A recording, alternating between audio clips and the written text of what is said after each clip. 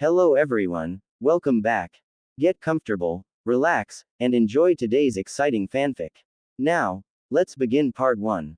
Sorry Naruto, I can't be much help to you this month. I need to concentrate solely on Sasuke. But sensei, no, Naruto, you shouldn't worry about anything other than mastering the basics. Work from there. Your chakra control still needs work, and your taijutsu, while unique, still has no substance. Until you improve in those areas, I think it's better that I focus all of my energy to Sasuke.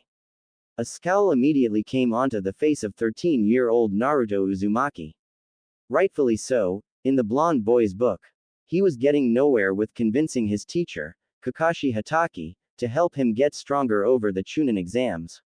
He knew his odds, and despite how silly he acted sometimes, he knew Neji's abilities were higher than his own. His taijutsu was impressive, he was agile and light-footed, and he fought smart, even if he was brutal at the same time.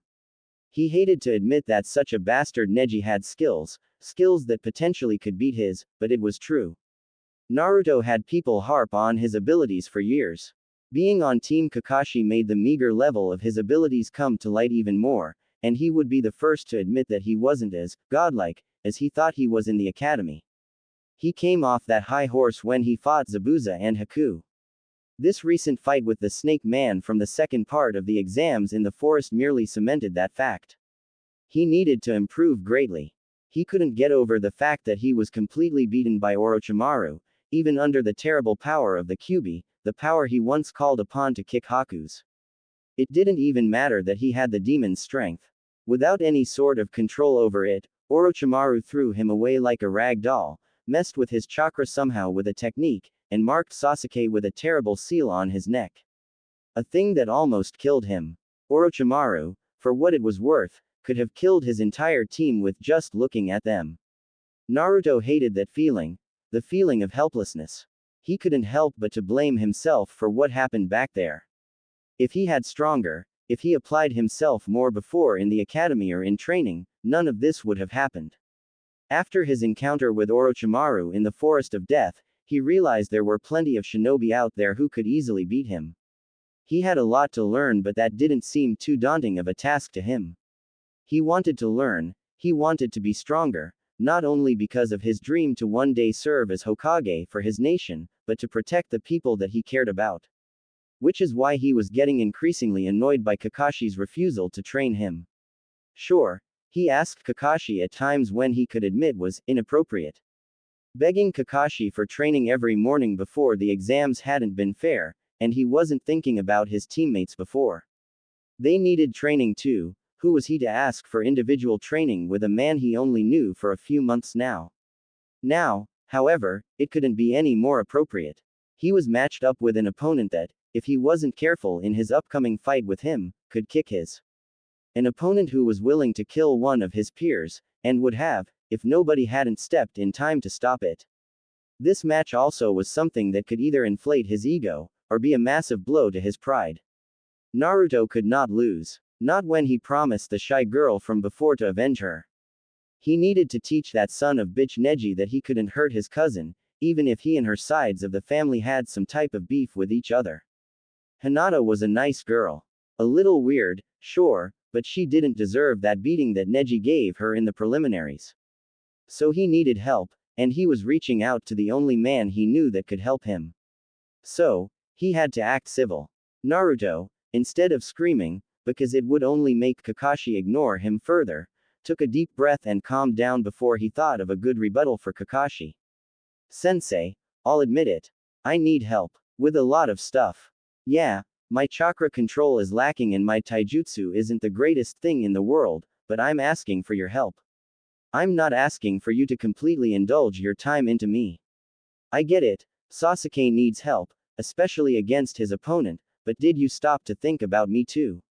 Naruto put a hand on his chest, adding effect to his words. I only have the Kage Bunshin.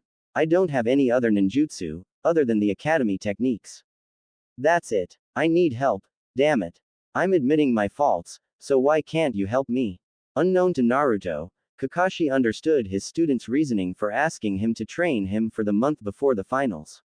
He did. Naruto had been right to come out and say his faults to him, but the simple fact was to him that Naruto had said it too late. If Naruto admitted to his faults before, maybe he could have set some type of training with him. Maybe he could have made himself available to both Sasuke and Naruto, but he couldn't. Not now. It wasn't entirely Naruto's fault, not by a long shot. However, Sasuke needed someone to help him out with the cursed seal Orochimaru placed on him. Other than Jiraiya, and the Hokage himself, Kakashi was the only available one to help combat against Orochimaru's Juinjutsu. He was also the only one in this entire village that could help Sasuke develop his Sharingan along as well. No one else. He was the best teacher right now for Sasuke, and he knew it was unfair to Naruto. It was unfair because Naruto knew nothing. Other than the Kage Bunshin, what else did he have? Unlike Sasuke, Naruto didn't have much access to ninjutsu because he had no inheritance at all. Nobody to leave him scrolls of ninjutsu he could work with. Kakashi was Naruto's really only help, but the gray-haired Jonin couldn't help him. Not now. He felt bad, he really did, but it had to be done. For the gods, Sasuke was fighting someone who would have no qualms on killing him, and he needed to get Sasuke in shape. Sasuke would already be a task. Plus, he had to keep tabs on Sasuke's emotional health, and lately, it's been shot to shit with that cursed seal screwing with his mind. That promise of dark power was seductive, and every time Sasuke tapped into his chakra, Kakashi would have to worry about Orochimaru tempting him. Naruto meant well, but he had been a problem. Naruto would take much longer to help, and a month wouldn't help him, not by a long shot. For now, all Naruto could do really, is to just work on his basics and hope for the best. Naruto, I'm sorry, I can't help you. I'm going to be blunt with you, Naruto. Your skills are subpar, and right now, you're at a point where you're grossly underpowered. Kakashi felt like in telling Naruto that, but to him, that was the truth. Naruto's face immediately lit up with two things Kakashi predicted he would see: anger and disappointment. He was half pissed at the older man, and half disappointed with him. Under all of that, he saw a small spark of underlying contempt as well. It had been a brief second of seeing it, but Kakashi saw it. He wasn't blaming the boy at all. He would probably be the same if Minato-sensei had done the same to him when he was a genin. However, Kakashi wouldn't leave without telling him some advice. But you don't need incredible skills to win in the exams. Wait, what? Naruto's expression bloomed with confusion. How can I win the Chunin exams without having ninjutsu? What is the point of these exams, Naruto? Kakashi immediately stopped Naruto from blurting out an answer. Think about it for a second. Heck, you can take the rest of the month and think it over. What's the point of asking me that question if you want me to think about it all the way to next month? How can I win the exams thinking about a question? Naruto's brow furrowed in annoyance, trying his best to find the truth. After a minute thinking about an answer to Kakashi's riddle, he threw his hands in frustration. Arg, forget it, I'm done asking you anything. You're not going to help, so I guess I'll figure it out on myself. You will. You're not as stupid as people say you are, Naruto. If you think it over a little instead of jumping to conclusions, you'll get it. Kakashi put an encouraging smile on his face, under the mask. Now, I actually do have someone that can help you for the remainder of the month. Someone that can help you go over the basics. Naruto still didn't see how learning how to do the basics better was going to help him beat Neji, an advanced genin with the ability to beat anyone in the tournament. Nonetheless, the blonde nodded solemnly. Further arguing with the man would do more damage than it could help. All right then. No more arguing or asking me who you'll be getting. The gray-haired ninja asked, unable to hide the confusion in his voice. Naruto did an uncharacteristically deep sigh. Then, the boy shrugged and sent his teacher a flat look. I don't really care anymore. Kakashi sent Naruto a worried look. Obviously, the blonde was hurt, but he wasn't showing it. He's suppressing his feelings. I know I pissed him off. Big time. He knew he would have to make it up to Naruto, so he smiled again to the boy.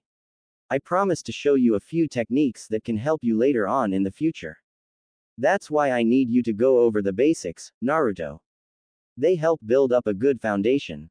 Naruto nodded again, though it was without any real vigor. Yes, sensei. That tone again. Kakashi knew that he really had to make up to the boy. Perhaps if Naruto got better chakra control over the month, he would help go over nature transformation with him and his team. Naruto was a lover of ninjutsu techniques. He was sure he would enjoy learning his elemental affinity. Cheer up, kid. Kakashi ruffled his student's yellow hair with his gloved hand. Trust me, this is for the best. Now, this person I have in mind to help you for the month has much more experience as teacher than I am. He's trained a whole slew of students before I accepted the position of Jonin sensei. Really? Naruto had to raise his eyebrow at that. Who did you have in mind? Come with me and find out. Kakashi waved at Naruto, gesturing the blonde to follow him. Naruto did a small shrug and followed Kakashi into the hallway of the tower where him and the survivors of the preliminaries fought. Here he is. Kakashi gestured his hand forward to point at Naruto's temporary teacher for the month. Naruto rose his eyebrow, his face staring at a man with the standard navy blue long-sleeve shirt that he's seen several Konoha shinobi on the rank Chunin or Jonin have on. He had a blue bandana like Hittite on his head, black shades, and a polite smile on his face. Hello, Naruto. Naruto immediately recognized this man, and couldn't help but to scowl. This, Kakashi-sensei. This is the person you got me. Ebisu and Naruto had history with each other. The first time he met the older man was when he met Konohamaru, spent an afternoon with him and taught him the basics of the Henge no Jutsu and the Warok no Jutsu as well. Ebisu had been one of the many adults back in the village who only looked at Naruto as if he was just the Kyuubi and nothing else. Not only that, but he only viewed Konohamaru as the grandson of the Sandaime, and nothing else. Only calling him, honorable grandson, and nothing else. He only saw them as those titles, and not as individuals. He was someone Naruto wouldn't even want to associate with. Despite being lauded as some sort of super teacher by Kakashi-sensei, it didn't change the fact that Ebisu was a narrow-minded man. Is there something wrong with Ebisu, Naruto? Kakashi calmly asked, pulling out his signature Ika Ika book. You damn Skippy. I met this guy before. Naruto pointed to Ebisu indignantly. This guy is a total loser. He fell completely for my Haremu no Jutsu. Kakashi narrowed his eyes in confusion at the other man, who was starting to look panicked. What's the Haremu no Jutsu? Ebisu laughed it off, rubbing his shoulder nervously. Just a silly technique. Ahahaha. Naruto-kun. Ebisu turned to face the boy. If you're quiet, I'll teach you a jutsu. Whatever. Naruto muttered, still irritated. It was too late to bother arguing anyway. He was not going to get his way, so he had to accept his fate. Whatever the man would teach him, he would take, and that's it. After that, he wouldn't need his help. If it was really just the basics they were going to teach him, the fight against Neji would be 10 times harder. Let's just get this done. I'll catch up to you guys later. Kakashi waved his hand at the two ninjas. Good luck Naruto, and think about my question. He then disappeared in a cloud of smoke, the technique Naruto recognized as the Shunshin no Jutsu. Naruto harumphed, stupid Kakashi-sensei. He then glared at his newer teacher.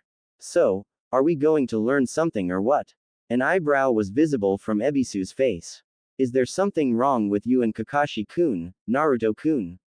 The yellow-haired boy shrugged. Nothing much. Just Kakashi-sensei decided to ditch me for Sasuke. Ditch you. You know, focus on training Sasuke for month and not spare me a bit of his time to teach me too. Naruto explained. Maybe he is doing it for the right reason, Naruto-kun. Naruto scoffed. What the hell could be the reason? Ebisu put a finger on his chin. Well, Sasuke-kun is the last Uchiha of Konohagakure, a wielder of the Dojutsu Sharingan, and needs someone to help him with it. Since your sensei is the only one in the village who also has the Sharingan, Kakashi is the only one suited for such a job. Therefore, he needs to tutor Sasuke for the month. Naruto could understand that. He really did. However, his anger was getting the best of him again. Yeah, but why couldn't he also help me too? He's the laziest teacher I ever known. He hasn't really taught my team anything. No ninjutsu, no taijutsu or genjutsu. Nothing. All we learned from him are the foundations of good teamwork and chakra control. I mean, That's good stuff and all, but knowing how to work together as a team isn't going to help me defeat Neji.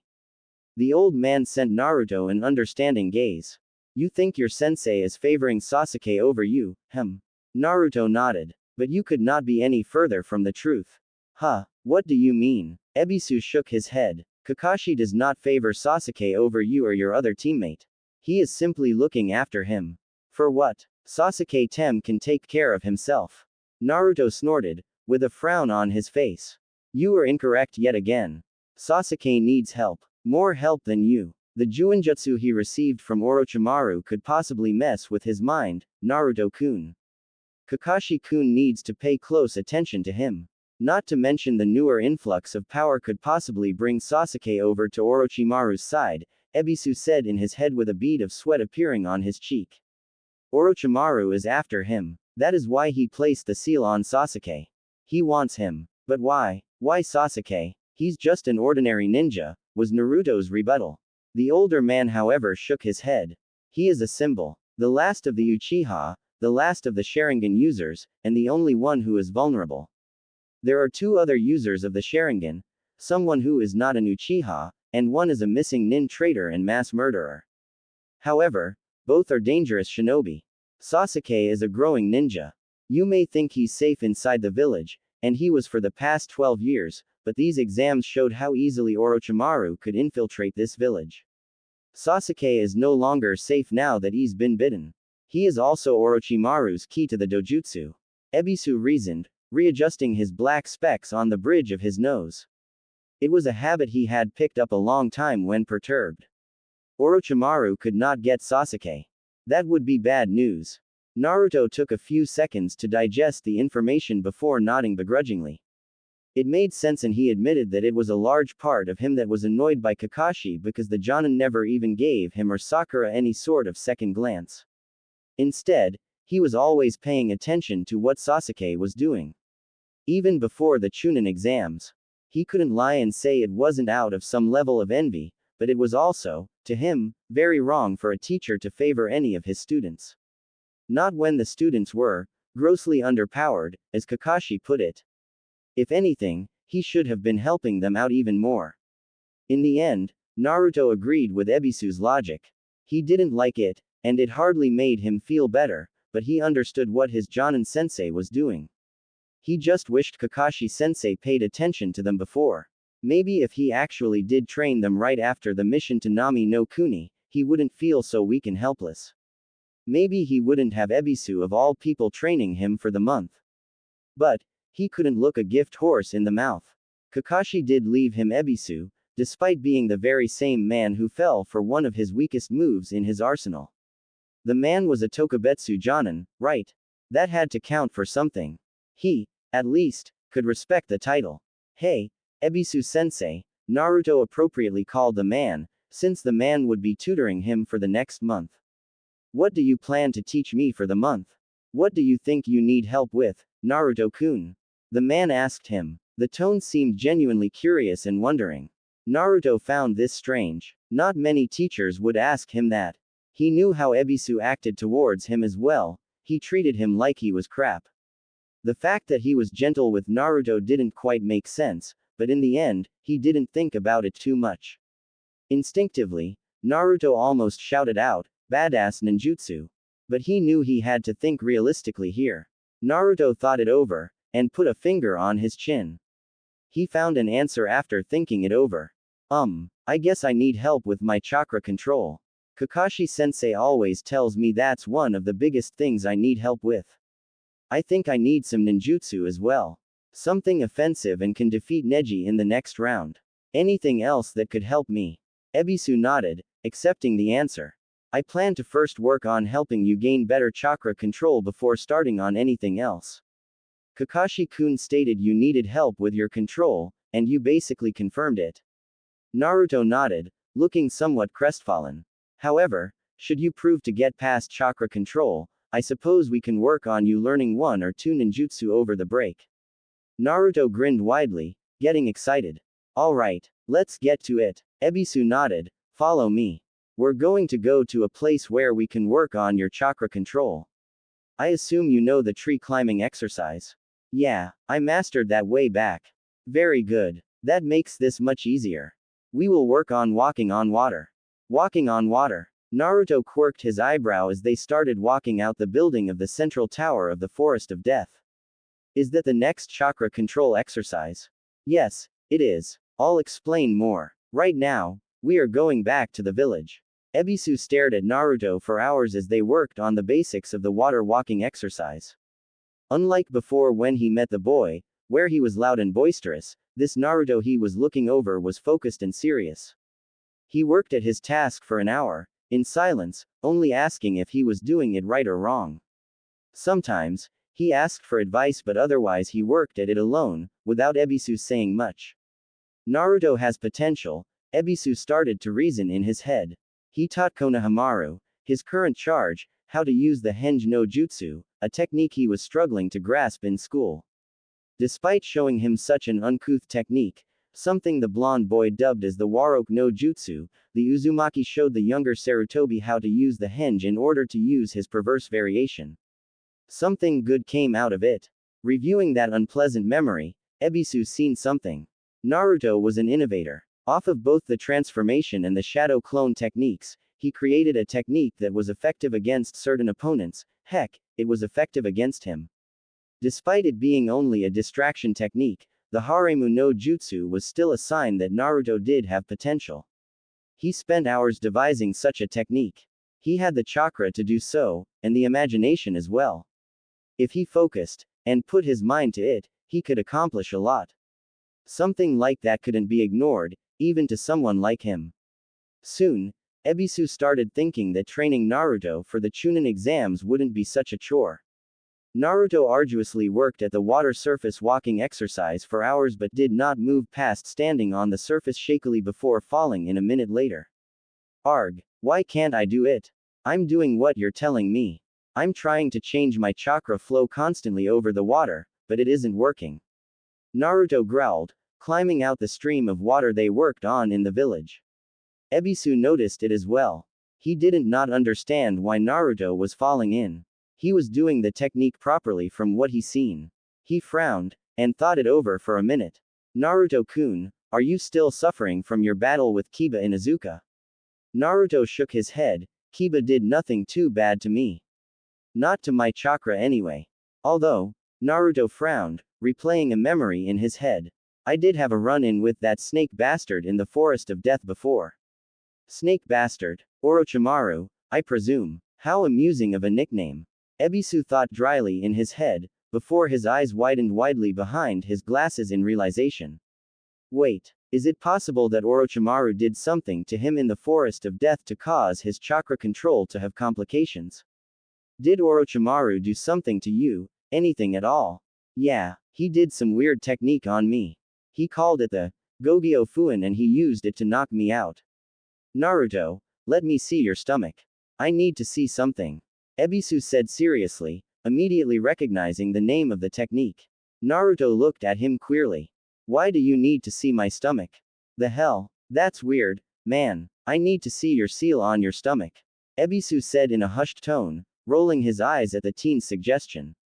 Naruto looked at him again like he said something very odd, but he obeyed.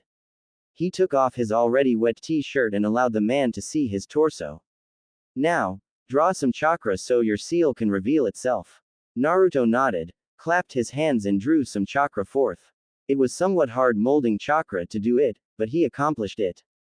While Ebisu was not a master of Fuinjutsu, he had at least known enough to recognize how the Yondaime's seal looked like. He also knew that the name and purpose of Orochimaru's technique. Naruto's seal, the Hake no Fuin Shiki, was there but was surrounded with 5 weird kanji symbols. Metal, wood, fire, water, and earth, the purple kanji red. As Naruto channeled chakra, they glowed brightly, a sign the boy's chakra and the symbols were connected together. He must have tampered with your chakra control. With that seal, a normal person could barely channel their chakra. I am surprised you even have enough chakra to keep going. We have been practicing this exercise for hours. How could something go unsaid? Did the boy not feel something weird with chakra? How could he have not known? Still, was this entirely his fault? Didn't anyone check on him, like his teacher, or was the attention only given to Sasuke and his seal? This sealing technique was made to seal away chakra, and even seal away the Kyuubi's chakra away, he was betting, or else, why would this seal be placed directly on Naruto's navel? Orochimaru truly was a scary individual. Ebisu shook his head in annoyance. Naruto, we are going to stop training for a while. Naruto looked nervous, his eyes panicking silently. Am I in some sort of trouble? No, you are going to be fine. The man in blue sighed. Just be relieved we figured out that something was wrong with your chakra in the first place. If left unchecked, this seal could have potentially killed you. Naruto gulped. What the hell did that snake shithead do to him? How are we going to get the seal off? Can you do it, Ebisu-sensei? Ebisu shook his head. Unfortunately, my knowledge of sealing techniques is limited, Naruto-kun. However, we shall take this to the Sandaime Hokage. His knowledge of Fuinjutsu can solve this problem. Alright, Naruto said, and grabbed for his damp black t-shirt, but did not put it back on. He opted to instead put on his dryer jacket. It is good that you came to find me, Ebisu-kun. The old man smiled in his office suite, inspecting Naruto's seal with a shrewd eye. Ah yes, a classical application of the Gogyo Fuin. A technique I used many times in the First Shinobi World War, and a technique I taught all three of my students. This is definitely the work of Orochimaru. Luckily, I can unseal your chakra and undo the damage. Really? Yes. Thanks, old man. Naruto grinned, happy that he can get back to his training soon. The Sandaime nodded, and applied the lightest amount of chakra to his fingertips, his fingers glowing blue with chakra. Ebisu paid attention to it, looking at the similar kanji that lit up in his fingers. This is the Gogyo Kaien, the counterpart technique to the Fuinjutsu placed on you before by my student. This will allow you to access your chakra once again easily. Hold still so I can apply it. Got you, Naruto said with a boisterous grin, but unfortunately was not prepared for Sarutobi's strong strike to his stomach. He groaned loudly as the old man slammed his fingertips into his stomach, and almost fell back, if it wasn't for Ebisu. The older man caught him, holding Naruto firmly by the arms. Holy crap, what was that? The Hokage almost looked sheepish. I am sorry, Naruto-kun. It seems I underestimated my own strength. Still, it was necessary. Now you can continue training in peace. The old man sat down back in his chair. He sent a slight nod towards them, and said, if there isn't anything else, I bid you farewell. Thank you, Hokage-sama.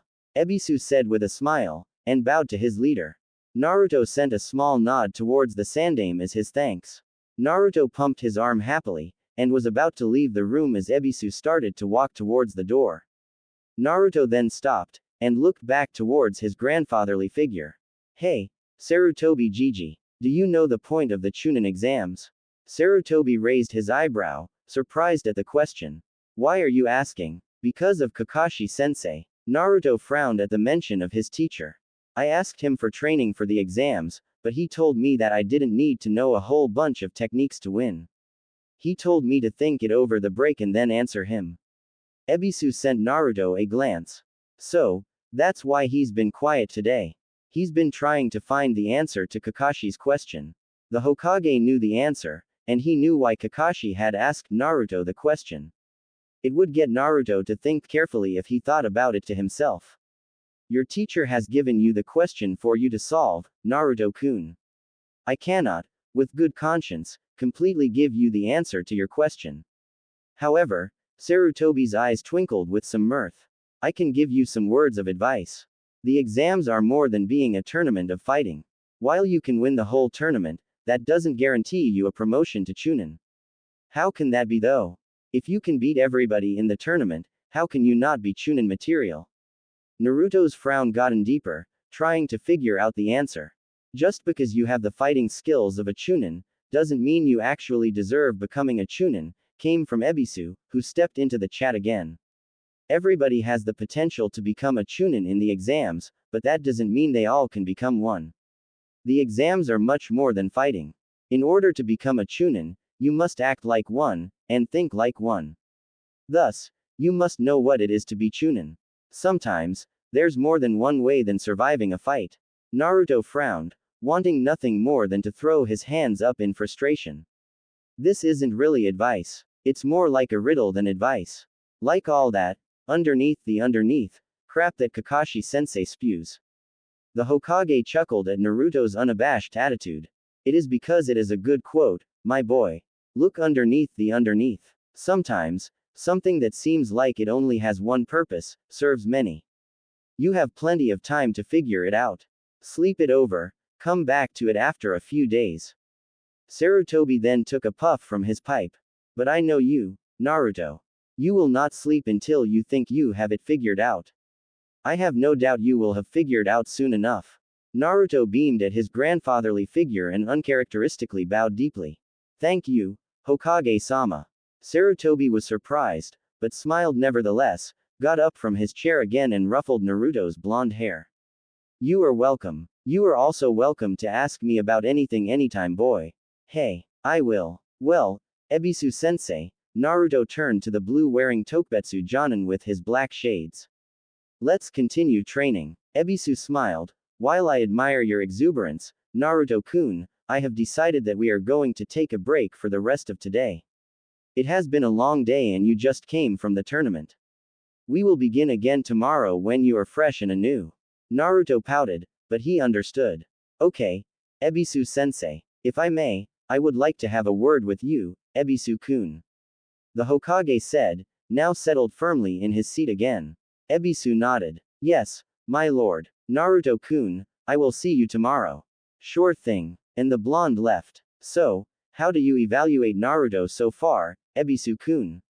In my humble opinion, I think Naruto-kun has to shape up fast, or else he will not be able to defeat Neji Hyuga in the Chunin exams, much less be considered a Chunin. Ebisu pronounced, trying to be as blunt as he could, without showing any ill intent of the boy's skills. I suspect now that his chakra is not restricted, he will be able to easily do the water walking exercise, but other than chakra control exercises, and the Kage Bunshin no Jutsu, Naruto-kun doesn't have a lot to work with. Ah, but you are wrong in that sense, my boy. He does have a lot to work with, preferably with the Kage Bunshin no Jutsu.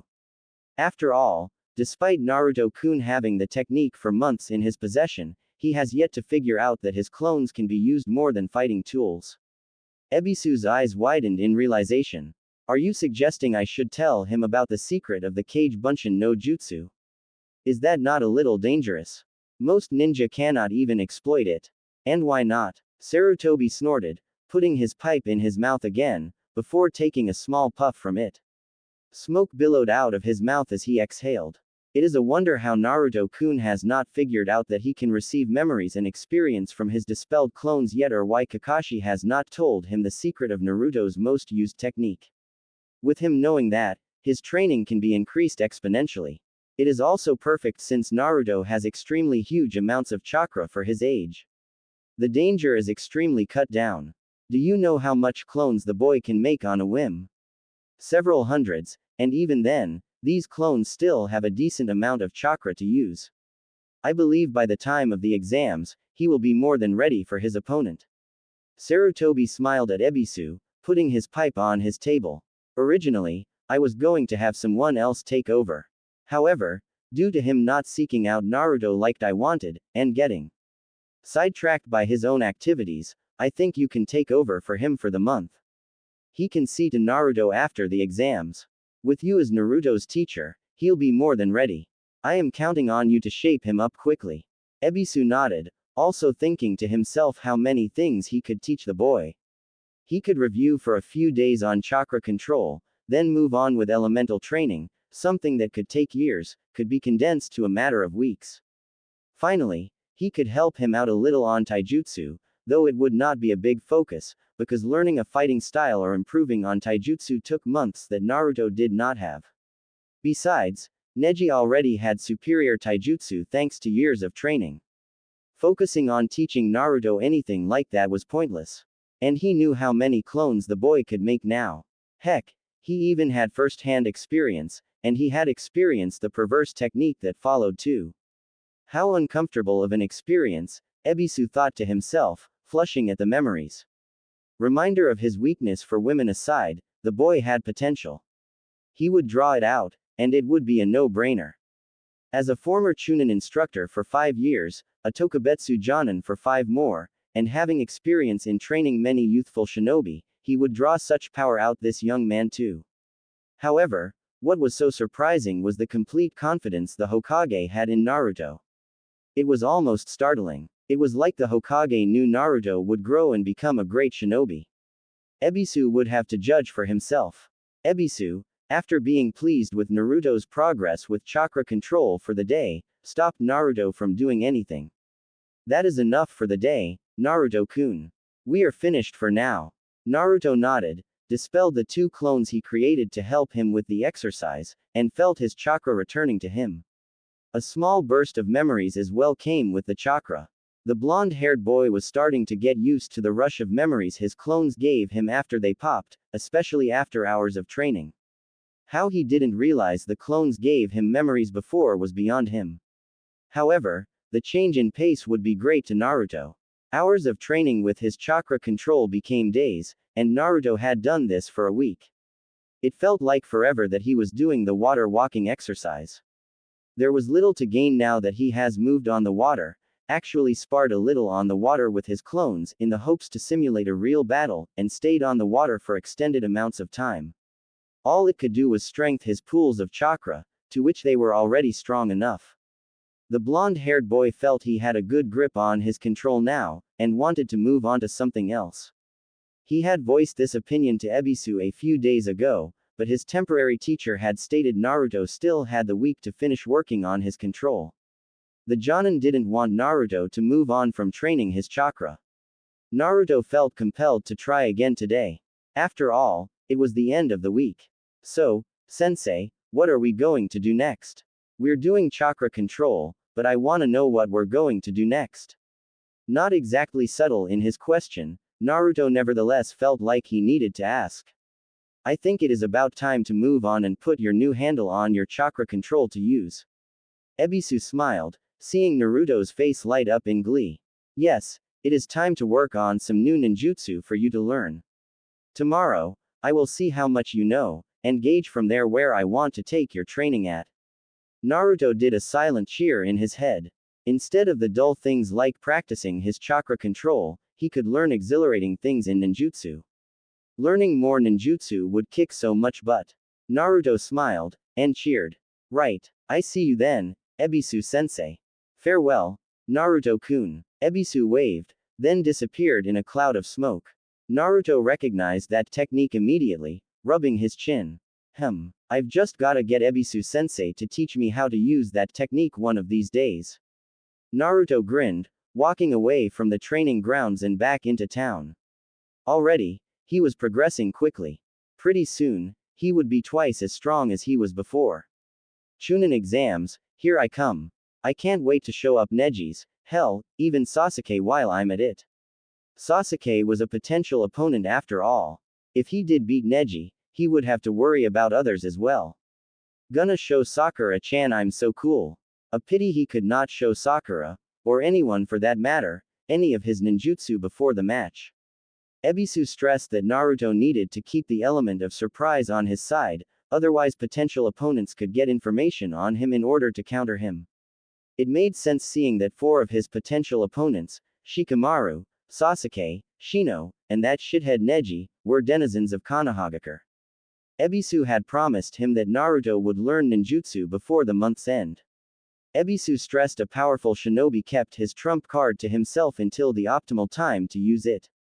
Nothing trivial like everyday life affairs are to show off up a person. And Ebisu was right, for what it was worth. Naruto personally didn't like it, but he was right. He needed to not show off to anyone. A ninja should save his best tricks for last. Plus, now Naruto thought about, there wasn't really anything he could show. Yeah, so what that he could walk on water perfectly, and fight on it. That wouldn't help in a place like the Chunin exams, where they would be fighting in a stadium. Not to mention, Sasuke Tem isn't even here. Naruto muttered, thinking about his troublesome teammate and rival. His eyebrows furrowed, and a frown appeared on his face.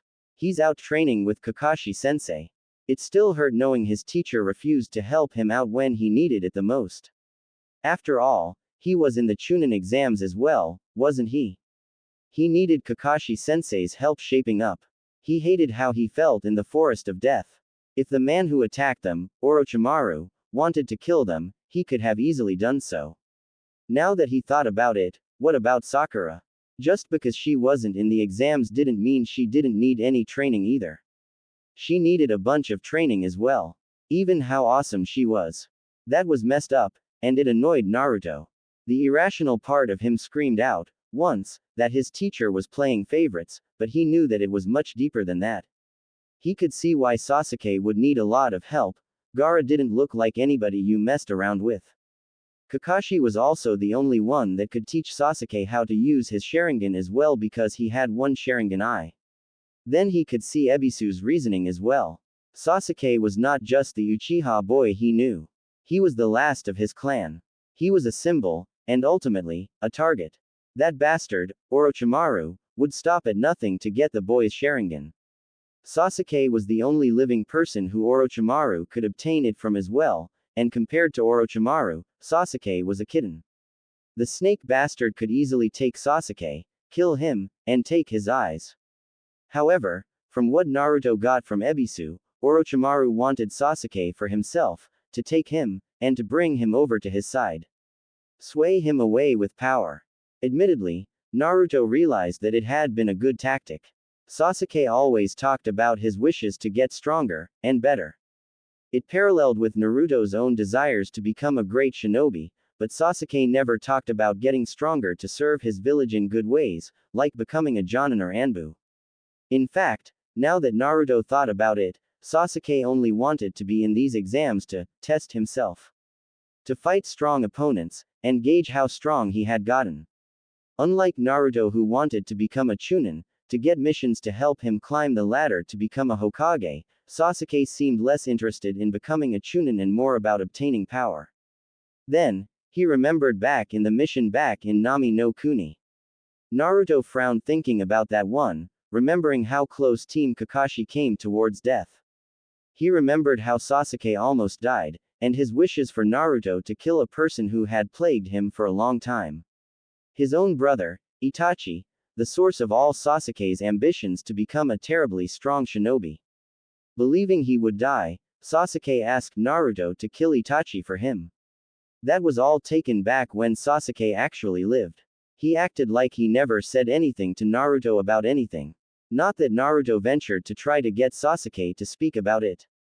It was a touchy subject. Naruto hadn't done much research on Sasuke's older brother, but he knew Itachi Uchiha was a missing nin, wanted for the genocide of the Uchiha clan.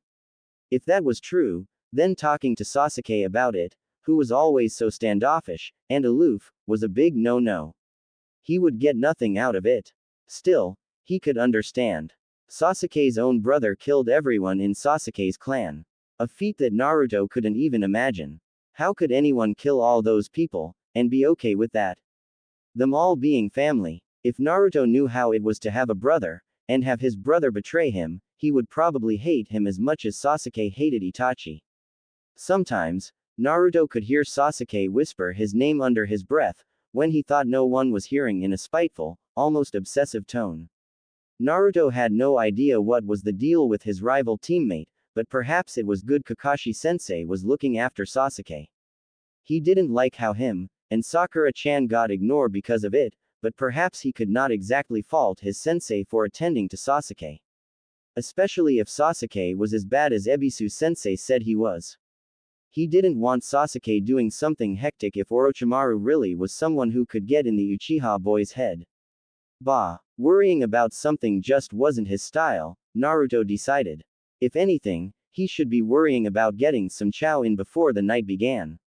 All that training and burning up energy put his hunger up to high gear. Still, Naruto frowned. What does Kakashi-sensei's words mean? How do I become a Chunin without winning the tournament? He wondered out loud, the silence being his own answer. He found his trip back to the village, and his dinner at Ichiraku Ramen strangely quiet and thoughtful. Ayame Ne-chan and Tuki Gigi asked him what was wrong later that night, but they could do nothing much to bring him out of his thoughts. Not even food could do it. The day after. Today will be a shorter day, Naruto-kun. I have other duties to attend to. My training of young Konohamaru-sama hasn't stopped now that I have accepted to train you, was what Ebisu told him when they started their training session. I hope to first see how many ninjutsu you have at your disposal, see your chakra affinity, and have you started on working with your element. Chakra affinity? Naruto questioned. I never heard of that phrase before. You have not. Ebisu raised an eyebrow. It entails back to nature transformation. Naruto gave him a blank look. The instructor sighed, a little in irritation for Naruto's ignorance. Nature transformation is an advanced form of chakra control where one molds and defines their chakra into their preassigned chakra nature. In layman's terms, it simply means changing one's chakra to emulate an element. Fire, water, earth, lightning, or wind. Oh, Naruto's face lit up in realization. So, that's like using Kaden or Suiten techniques. Yes. Ebisu did a small smile. Everyone has a different chakra nature, where their chakra is naturally attuned to an element. A demonstration perhaps will help you understand even more. Slowly, Ebisu did a small set of hand seals. Naruto watched curiously as Ebisu formed a small fire release technique where it involved summoning a small fireball in his hand. This is my natural chakra nature, fire. My chakra naturally is attuned to fire, and thus, I have an affinity for Kaden techniques. Hot damn. So, I'm going to be learning how to use elemental techniques. Kick. Naruto said excitedly, jumping up and down while cheering loudly, yes. Settle yourself, Naruto-kun. Ebisu frowned, finding Naruto's use for profanity a little off-putting. This is not something you'll get down in a day or two. You may have an easier time learning techniques from this path of ninjutsu, but learning and developing techniques takes some time doing since you are getting used to using your chakra in that state. This is a skill many people take years developing and mastering. The man hid away a small smile. He exaggerated a little bit with this. While what he said was quite true, it wouldn't be so bad for Naruto since the technique he had been provided with before could help him with training quite a bit. A lot of shinobi did not have the luxury using the Kage Bunshin in that way. Many could not manage making more than one clone without suffering some sort of ill effect. However, Ebisu had accomplished making Naruto annoyed. Naruto's reaction was predictable. Years. I don't have years to figure this stuff out. I got only to the end of this month to get stronger. What's the point of showing me something I can't learn now? Fortunately, you do have the Kage Bunshin to use to condense some of this training down to simply a month. Ebisu admitted, deciding to stop teasing Naruto for now. It was amusing seeing Naruto get riled up, but he had to remind Naruto not to always take things at face value. I told you to not show so many emotions in battle, Naruto-kun. Enemies might use your anger to just make you trip up. Do not believe everything everyone says is truth. Naruto blushed in embarrassment, realizing that he did get incensed fast because of that. Sorry, sensei. You're right. Okay, so we're doing this thing now. You're going to show me my element. The Tokubetsu Jonin pulled something out his pocket. Naruto realized it was a piece of white paper. Instead of asking off the fly what the hell it was, like Naruto wanted to do, the boy waited until Ebisu provided an explanation. This is a special paper that reacts when a person channels chakra into it. The following reaction from the chakra shows what chakra nature you have. If the paper ignites and becomes ash, you have fire-type chakra. If the paper cuts in half, you have wind. If the paper becomes damp, you have water. If the paper wrinkles up, you have lightning. Finally, if the paper becomes dirt and crumbles away, you have earth. Got you. Naruto nodded, understanding what he had to do.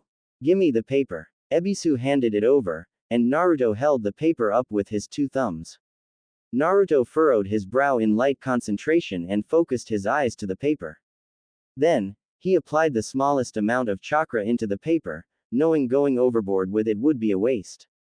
The reaction of the paper was instantaneous. What was white paper was transmuted into brown dirt. Naruto wiped his hands of the brown grime and looked at his teacher expectantly. I guess my element is earth. Ebisu looked in interest, grasping his chin with his fingers.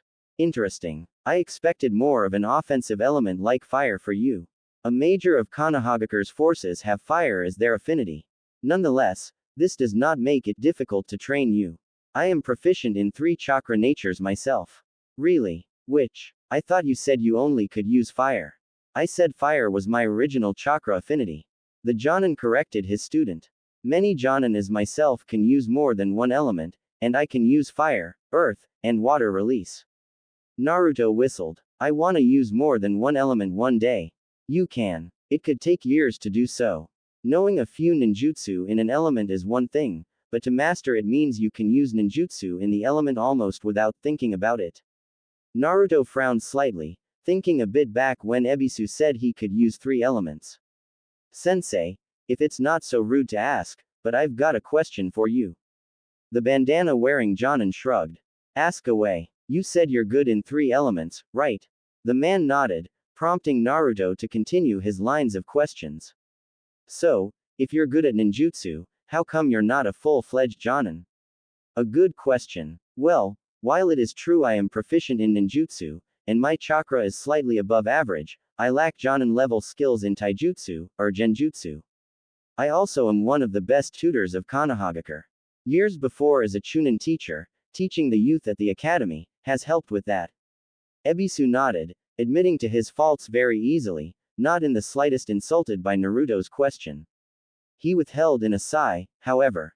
The man thought the question Naruto had for him would relate it to his secret affinity for literature written by Jiraiya-sama. The mischievous little scamp. Naruto nodded, absorbing the information in. Pretty cool that he was proficient in ninjutsu, something Naruto aimed to one day be the best in. Out of all 3 of the main class of ninja combat, ninjutsu was something Naruto found himself enjoying. Taijutsu was a close second, but ninjutsu was where it was at. Alrighty. So, what's next again? Show me the amount of ninjutsu you know. Ebisu then moved a bit away for Naruto to have some breathing space to use any technique. Okay. Naruto quickly did a hand seal and demonstrated first the Henge no Jutsu, or rather a variation. One Ebisu has come to know and despise. How's this, Ebisu-sensei? Naruto cooed in his Warok no Jutsu form, his voice imitating a woman's. That earned him a punch to the back of his head from a now irritated Ebisu, who rushed up to Naruto. Ow! The boy exclaimed, returning to his normal 13-year-old form while holding his head.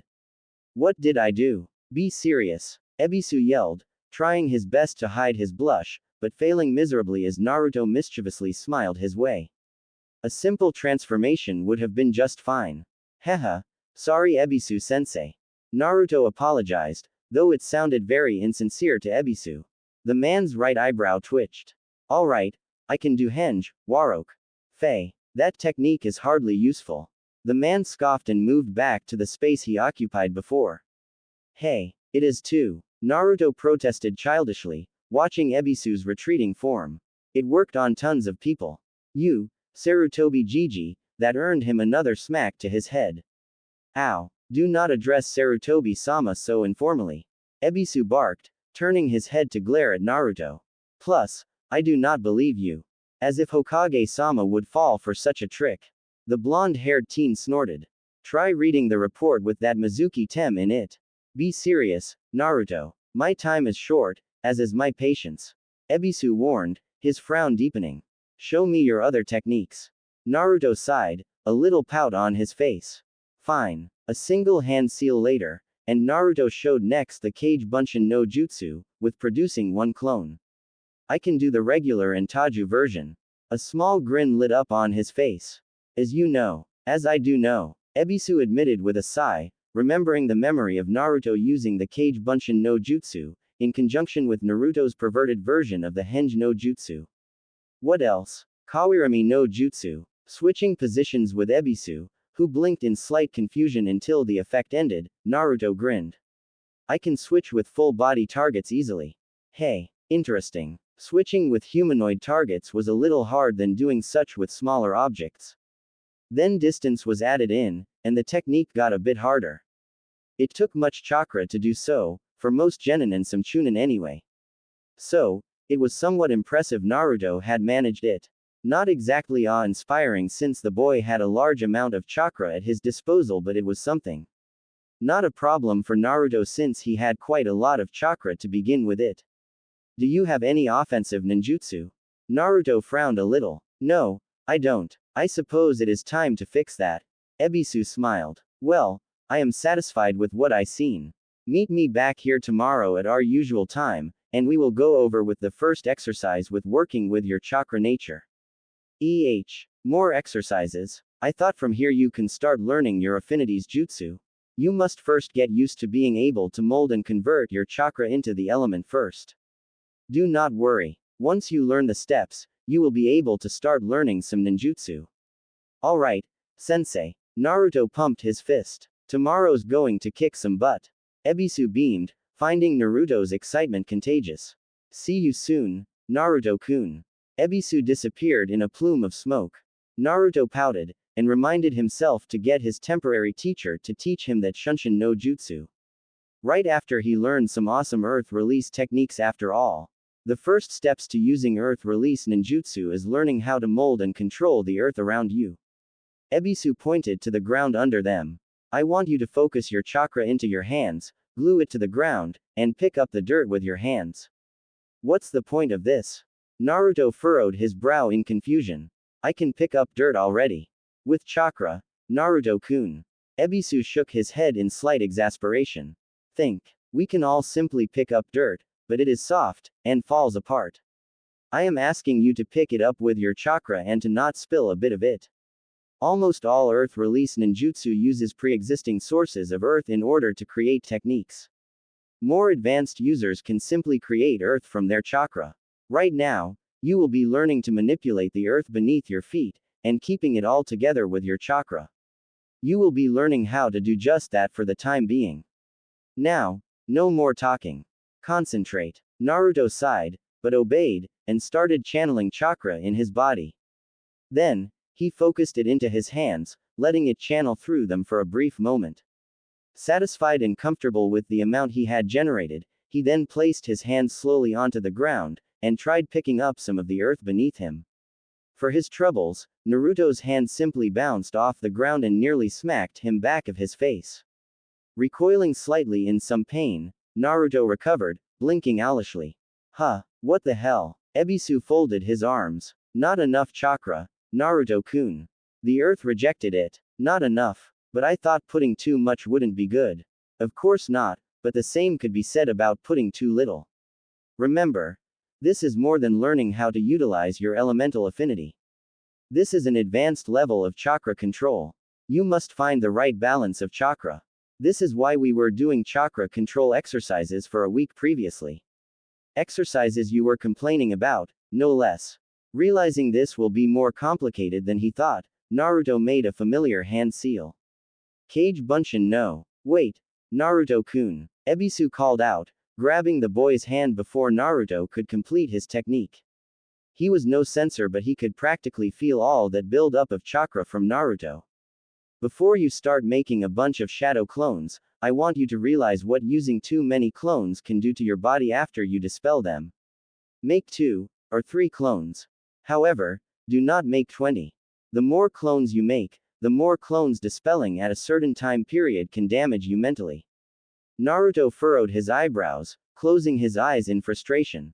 Gah, only 3. I just wanna get this down so I can start learning some ninjutsu.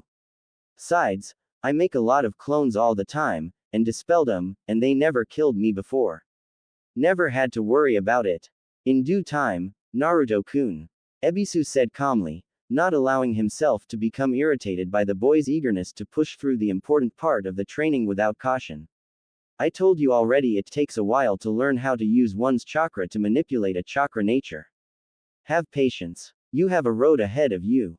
Most of this will be done on your spare time. I will start you on the path, but you have to walk it. Naruto tried not to roll his eyes, sighing deeply. Fine. 3 clones tops, Ebisu-sensei. Ebisu was not very convinced. Take your fingers from behind your back, Naruto. You are not slick. Goddammit. Naruto swore under his breath. So what if he was crossing his fingers behind his back? If this was most of this to be done in his spare time, why did it matter if Naruto used all the clones he wanted to help him? Besides, Just because he had a lot clones doesn't mean he would dispel all of them at once. Patience, Naruto-kun. Ebisu dug into his pockets, grabbing a white cloth. He then took his spectacles off, and wiped them clean with the cloth. Good things come with patience. I know, but I got until the end of this month to make sure Neji doesn't win. I need to find ways to beat him. The best way to learn how to do that, is to study on his source of strength. Tell me, do you know what Neji's most used tool is? Ah, man, not more of this riddle shit. What? His mind. Naruto scoffed, remembering that one time Iruka-sensei from the Konoha Academy once said a ninja's best tool was his mind. Not in this case, Naruto-kun. The Tobeketsu Jonin smiled thinly, his eyebrow twitched in annoyance at Naruto's uncouth language. His eyes, Naruto-kun. The Byakugan. Do you know anything about the Byakugan? Not as much as I like. Naruto admitted. Scratching his cheek sheepishly, he uttered, haven't exactly found out the trick to that dojutsu thingy. Well, perhaps it's time to look up a solution, if that troubles you. Go to the library in your spare time. Ebisu watched his student's face light up with some distaste. Naruto groaned. Ah, man, the library. Studying. So boring. I'm not a book person, sensei. I figured, believe him, Ebisu did, but it is still good to once in a while read up something that you don't know so it can help you. If you are weak in one area, seek out a person who is strong in said area. Or in this case, something. Use everything as your resource. If it spares me a speech, maybe I'll go hit up the library, sometime this week. Naruto conceded, saying it in defeat. Rubbing his temples, and sighing, he bemoaned, alright. I'll do it, but I wanna get this chakra training down. Yes, you will, Naruto-kun. Knowing you, no matter what I say, you will not stop until you prevail. Ebisu chuckled wholeheartedly. Alright, let us concentrate now. Back to the exercise. Naruto saluted, a little more energetically. Yes, sir. The blonde-haired boy once again tried channeling chakra into his hands. This time, a bunch. In his excitement, he practically slammed his hands into the ground. And felt his hands, and then his arms sink. Sensei. Help. I'm sinking. Ebisu stifled a peal of laughter. Naruto-kun, calm down. Simply cut the link of chakra flowing through your hands. What? Stop channeling chakra, Naruto. Simple as that, Ebisu explained again. Naruto tried to stop panicking, and stop channeling chakra into his hands. When he felt the channeling chakra in hands ceasing, his arms were completely submerged in dirt, and his face was nearly touching the ground. He immediately lifted himself and ripped his two limbs out of the ground, creating a small, but noticeable hole in the soil. Dirt and grime caked his arms, hands, and fingernails, but his arms were unscathed. Still, Naruto felt icky with all this crap on his limbs. Okay, I'll let my clones figure this one out while we do something else. Ebisu nodded. Probably a good choice. I will let you decide. I will give you a few minutes to find a nearby water stream and wash yourself. We shall continue training. Naruto smiled. Thanks, sensei. I'll be back. Then, the boy hopped away, moving to find his objective. Ebisu chuckled at his student's antics. Boy, was Naruto-kun quite the hassle sometimes. Jiraiya had finally made to the outskirts of Konohagakure by noon. The front gates of the village was in his vision, just a small distance out. A great part of him wanted to hit up the entertainment district of Konohagakure, and go to his favorite place in the world, the bathhouses. Where the wonders and contours of the female body awaited his viewing eyes. Just thinking of it put a smile on Jiraiya's face.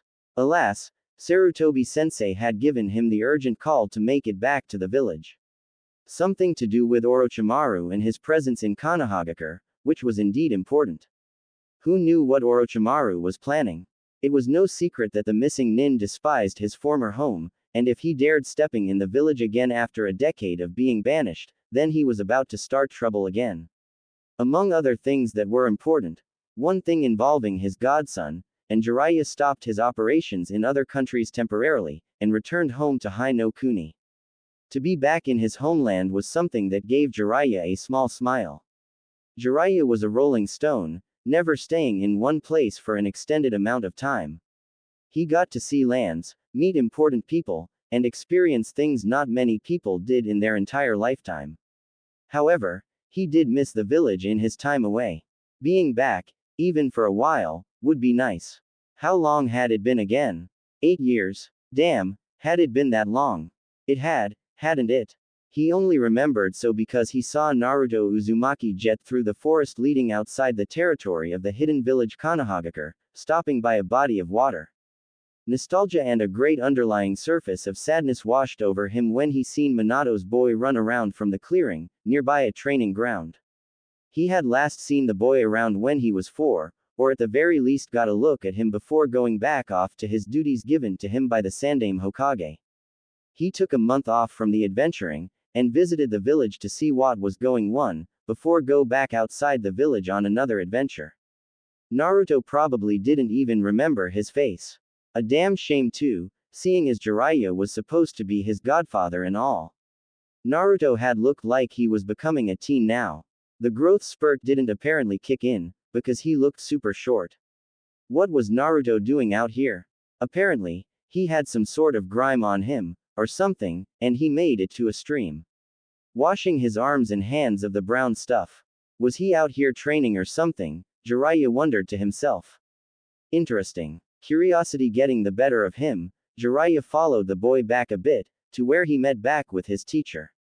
He was not that very aware of his surroundings, he snorted. He made plenty of noise, and Naruto practically raced back to wherever he came from, without so much of a worry. He supposed he could not fault him. Jiraiya, after all, was a master of stealth and had decades of hiding experience over Naruto. So, he easily trailed Naruto, and followed him back. To which Jiraiya saw Ebisu, a Jonin-level shinobi, tutoring Naruto.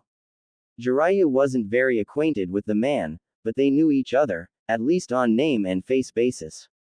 Jiraiya met the man when he was with the Sandaime Hokage once. The Jonin then asked him if he wanted to continue working on his elemental affinity, to which Naruto stated yes loudly. The Sannin whistled impressively. Not many genin type of shinobi worked with their chakra nature at a young age. Jiraiya himself didn't learn his chakra affinity at a young age like that. After all, he was one of those late bloomers. Perhaps Naruto took after his father more than his mother. Then he seen the boy use several shadow clones and his eyes widened. The Kage Bunshin no Jutsu was a Jonin-level technique that many Jonin couldn't make more than 3 without feeling tired. Since when the kid had access to that technique? The boy made 4, and attempted to utilize his chakra.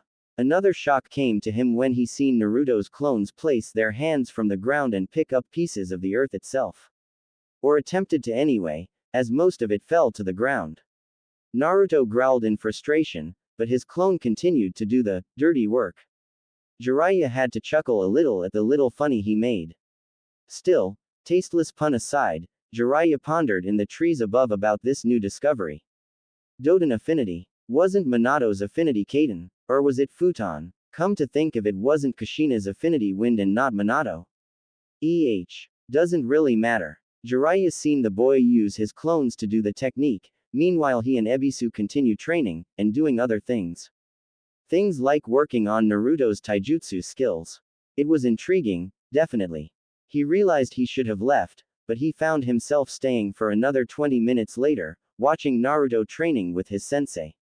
Finally done with watching his godson, Jiraiya smiled wistfully, and left the training grounds, and back to civilization in Konohagakure. It was time to do so anyway, or the Hokage would tan his hide. He had to catch up with his godson. Perhaps even give him some help with his training, seeing he was using Doden ninjutsu. But he would have to see, especially if Sarutobi-sensei had other plans for him. Jiraiya would figure it out.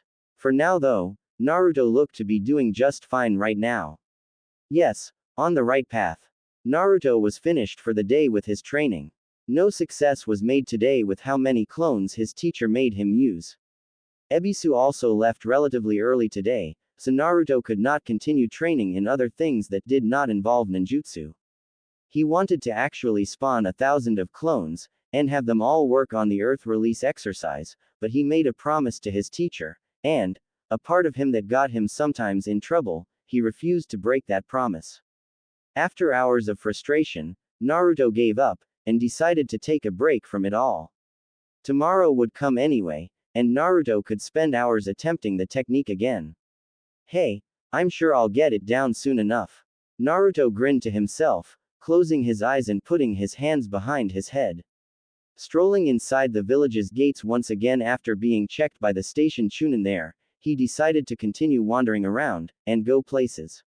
And by places, he meant ramen Ichiraku to get a bite to eat. It was around lunchtime for him. All the training had worked up a mean hungry in Naruto, and he would oblige fulfilling it. It took a few minutes, but he made it to Ichiraku, and immediately plopped down into a seat. The sound of his shuffling around as he entered the shop was enough to tip off the person behind the counter. Ayame smiled at him jovially as the young boy entered the shop. Naruto, our favorite customer. How's it going? Swell. Naruto smiled back. After some training, I thought some ramen would hit the spot right about now. The brown-haired waitress giggled, leaning forward. You would have been coming around this time, even if you weren't training. The blonde-haired boy guffawed at the older teenager's response. Ah, Ayame Ne-chan. You know me so well. So, where's Tsukijiji? Father's out taking care of some business outside the village. It's just me today. Ah, hopefully you ain't lonely, Ne-chan. Manning one shop for the day without any help must be difficult. Naruto seen the girl waved her hands, shaking off his comment. Nah, it's good my dad is gone for the day. Everyone needs a break from the people they love. Besides, business is usually slow on Sunday afternoons anyway. I can handle it. Ayame chuckled, and straightened up, ready to take her younger friend's order. Hey, so, what's it today, Naruto? My classic miso, please. The 13-year-old pounded his fists on the counter excitedly. Ramen, ramen. Ayame laughed, holding her hands up. Okay, Naruto. Settle down. One miso ramen, starting, of course. She gave one last smile to the boy before disappearing back into the kitchen. She's a cutie, isn't she? A voice rang from outside the shop. Naruto raised an eyebrow at the source of the voice. A very tall man with white, spiky and long hair, a red haori, a green kimono, and green pants entered the restaurant. Red lines adorned his face, starting from his eyes, and finishing at his jawline. He wore a friendly smile on his face, and plopped down next down to Naruto. Naruto gave him a neutral, analyzing look before shrugging. I haven't noticed. No. The man grinned at him. Naruto found himself not quite liking that grin. It looked vaguely perverted. She's a cutie little thing. Probably grow up to be quite the beauty. Naruto again found himself shrugging, trying to shake off that uncomfortable feeling. It sounded like the man was a pervert alright. She's not my type. Ha. Not really into girls that age, huh? Or do you, swing another way? Naruto glared slightly at the man. Ayame Ne-chan is like family to me. I don't like her like that. So shut your face, old man.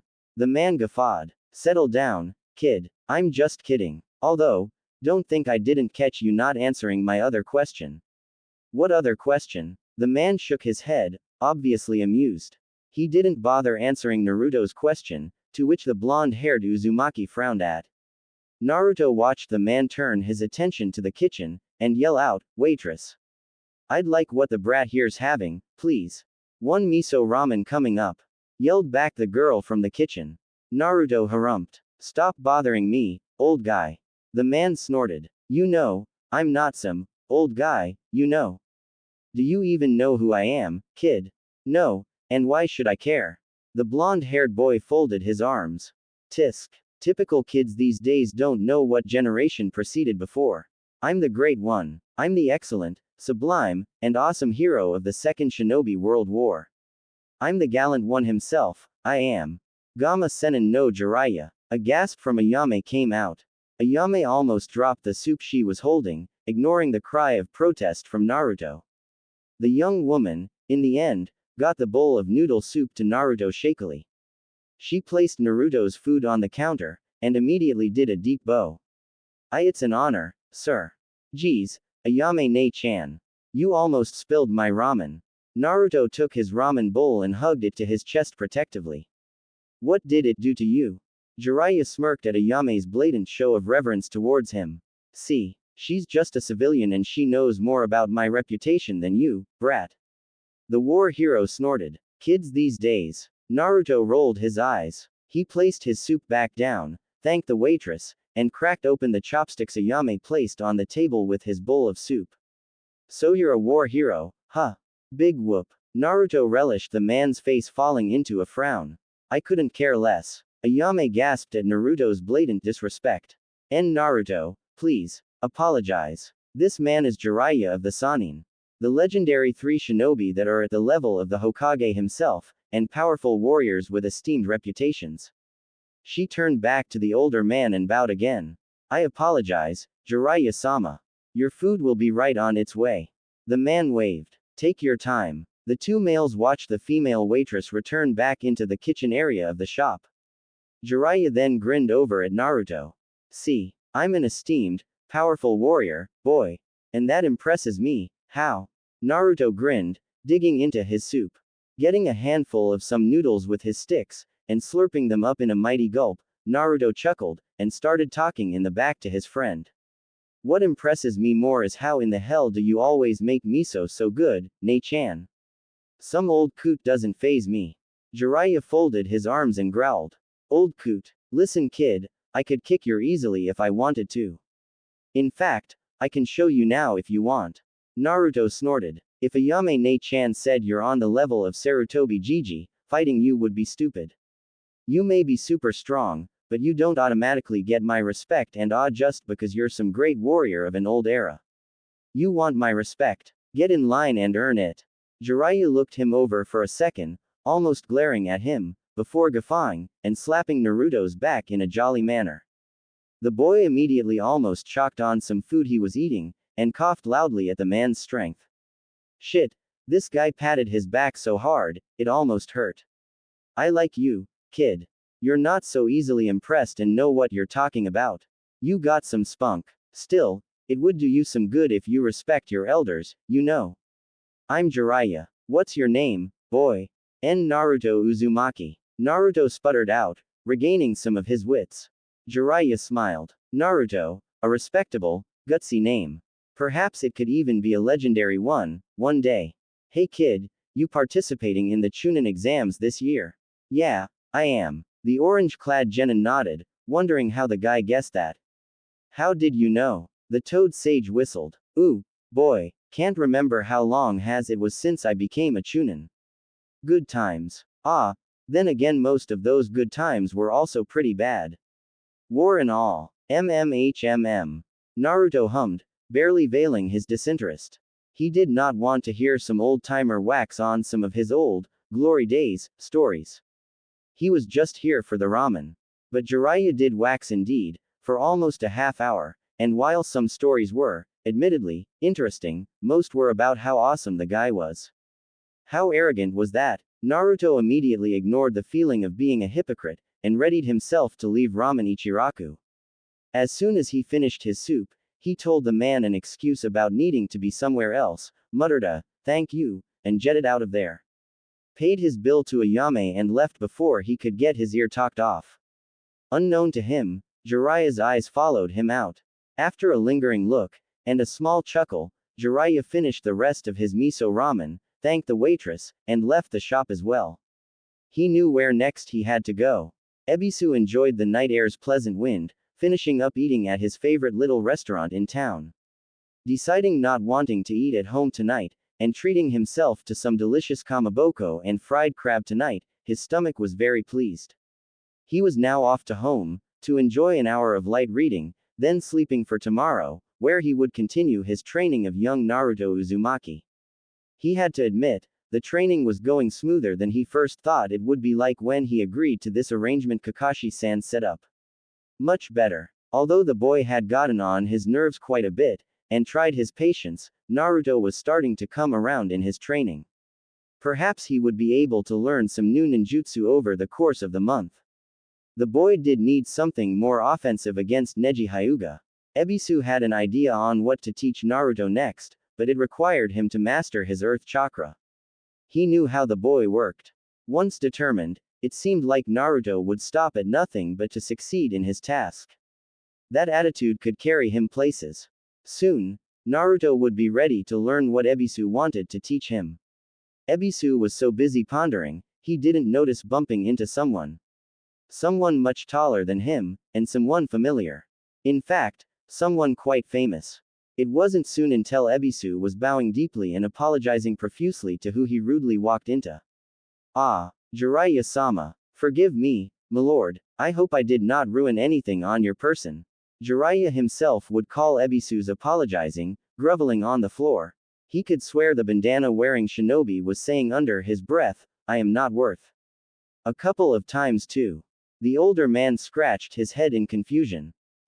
It's okay. Remembering why he approached the increasingly peculiar man, he raised his voice to get the bowing man's attention. Hey, Ebisu-san, straighten up.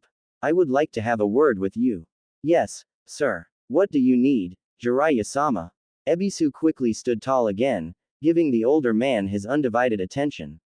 Jiraiya folded his arms, already in business mode. I see you're teaching Naruto Uzumaki. What? Is this a short affair? Could have sworn Kakashi had that little squirt as a student.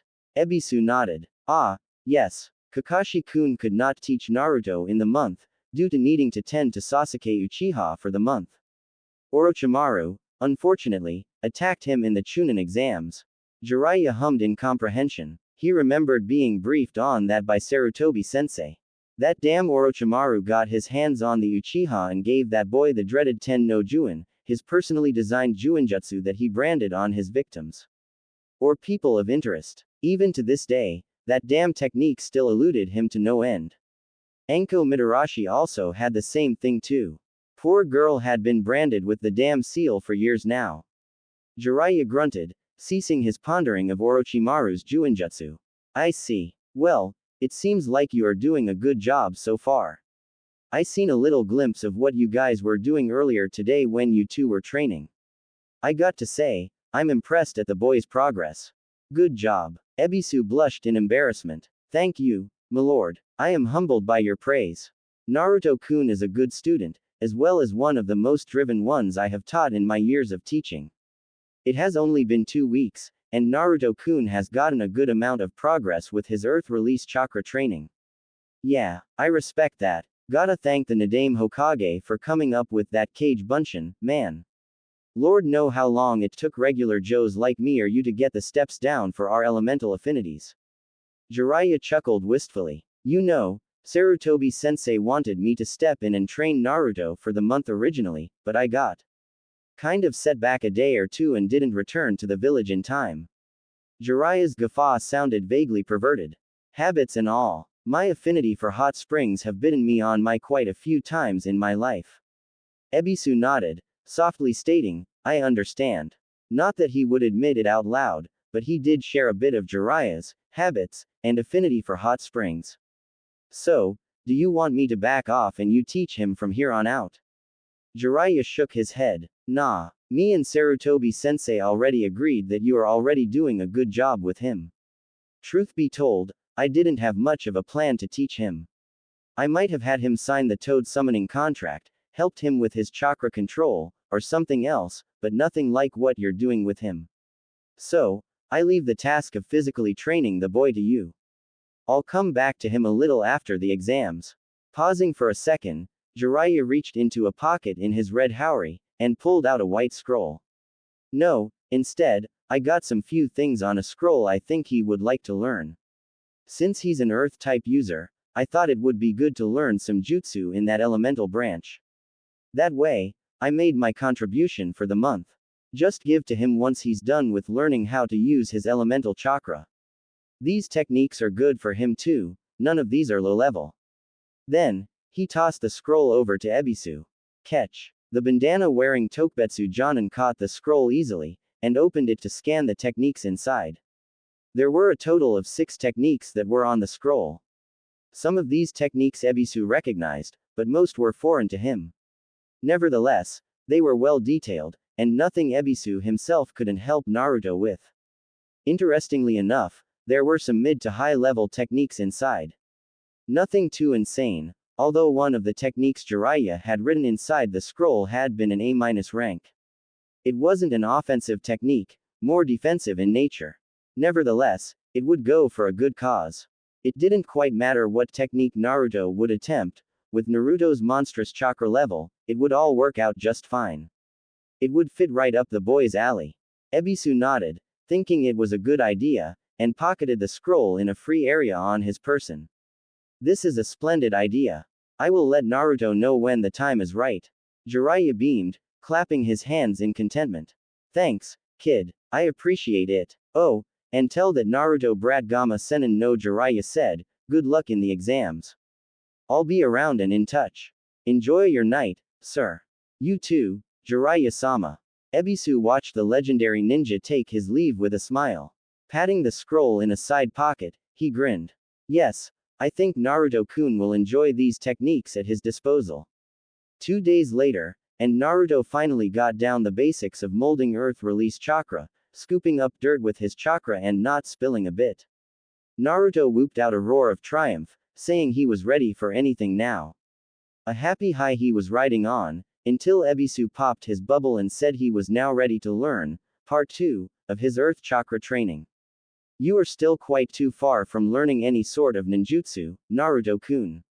Come on, man. I'm not finished yet, Naruto groaned, dropping the dirt. No, Naruto-kun. Ebisu grunted out. You are not finished yet. You can pick up dirt now with your chakra, without spilling it. Well done. Naruto had the decency to look embarrassed, his face heating up. It was obvious Ebisu was getting annoyed at him, the sarcastic congratulations at Naruto's achievement being a clear indication of such. Now, you must shape the dirt with your chakra.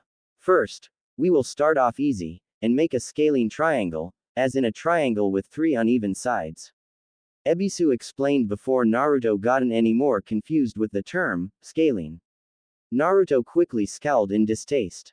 What is this? Pottery making class? Since when are we making damn ceramics here? Why do I have to learn how to make shapes with dirt now? Ebisu stayed silent, staring at Naruto intensely through his shades. Instead of saying anything to the boy, Ebisu placed his hand on the ground, while Naruto watched in interest.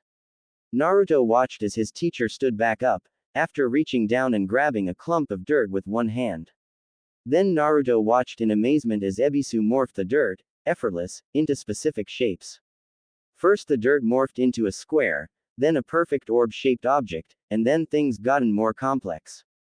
More angles were added in, and edges gotten sharper, until Naruto seen Ebisu morph the dirt into a perfectly shaped kunai, reminiscent of a real-life kunai knife. Then, the texture of the earth in Ebisu's hand changed. Gone was the lumpy soft dirt in Ebisu's right hand, and replacing it was smooth, hardened brown stone. Ebisu then chose to spoke. This is what I'm talking about when I say shape the dirt. This is what happens when you master your earth chakra. Earth release is about manipulating the earth under you, turning it to anything you want it to be. Get a bunch of earthen material, and you can make a sky-high wall, or a barrier. Gather small material like this, and you can create makeshift weapons in the middle of a battle. Earth release is very versatile and not to be trifled with, Naruto-kun, or made a joke of. Whoa. Naruto looked in awe at the kunai in Ebisu's hand. I'm learning how to do that. Yes. Ebisu smiled thinly. First, you'll learn how to gather the material, then shape it, then change its texture from hard like this. He flexed the kunai-shaped stone in his hands, to soft like this. Another flex, and the stone had become dirt, crumbling away from Ebisu's hand. And vice versa. Kick-ass, sensei. Wish you told me that from the beginning. Naruto grinned, rubbing his hands like he was about to receive a present. Can't wait to learn that shit. HMPH. That's still far out your way. Now, do what I tell you, and stop acting like a foolish child. Naruto growled, immediately angered by the man. I'm not acting like a child. The Jonin shook his head, preparing another lecture. You're wasting your own time. If you want to become a Chunin, you need to stop blurting out things without thinking first. If you want to beat Neji, you need to learn how to accept your limits. I need you to stop questioning so much what whether or not we're doing is pointless. This exercise is vital to learn how to wield your earth chakra correctly. Without it, you will not get far in the ninjutsu department. I have put up with a lot of your antics before, Naruto, and I'm asking you cease it for the time being. You want me to teach you how to become a chunin? Well, let me teach. Naruto fell silent as he listened to the man, who folded his arms and looked at Naruto with a frown.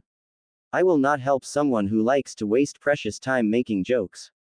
We have as little as 3 more weeks before the month is up, and you're still in the stage of learning how to properly use your earth chakra. Time to stop acting like a child, Naruto, and be serious for once. Naruto frowned at Ebisu's scolding, wanting to yell at the man in annoyance. He felt insulted, hurt. He was trying his damn best here to become stronger, and the guy thought he was joking around. Naruto had a few things to say to the guy, but ultimately, shaking his head, he stopped himself. No, the man was right on this one. Naruto made jokes because he was honestly frustrated with not learning fast enough. He was stressed, alright. What a stupid move to declare he would beat Neji in a month, especially when the guy was one of the best genin of this generation. He just didn't want to lose. A lot of shit was riding on this. Not just his pride and honor, but Hinata's too. She didn't deserve that beating her cousin gave her.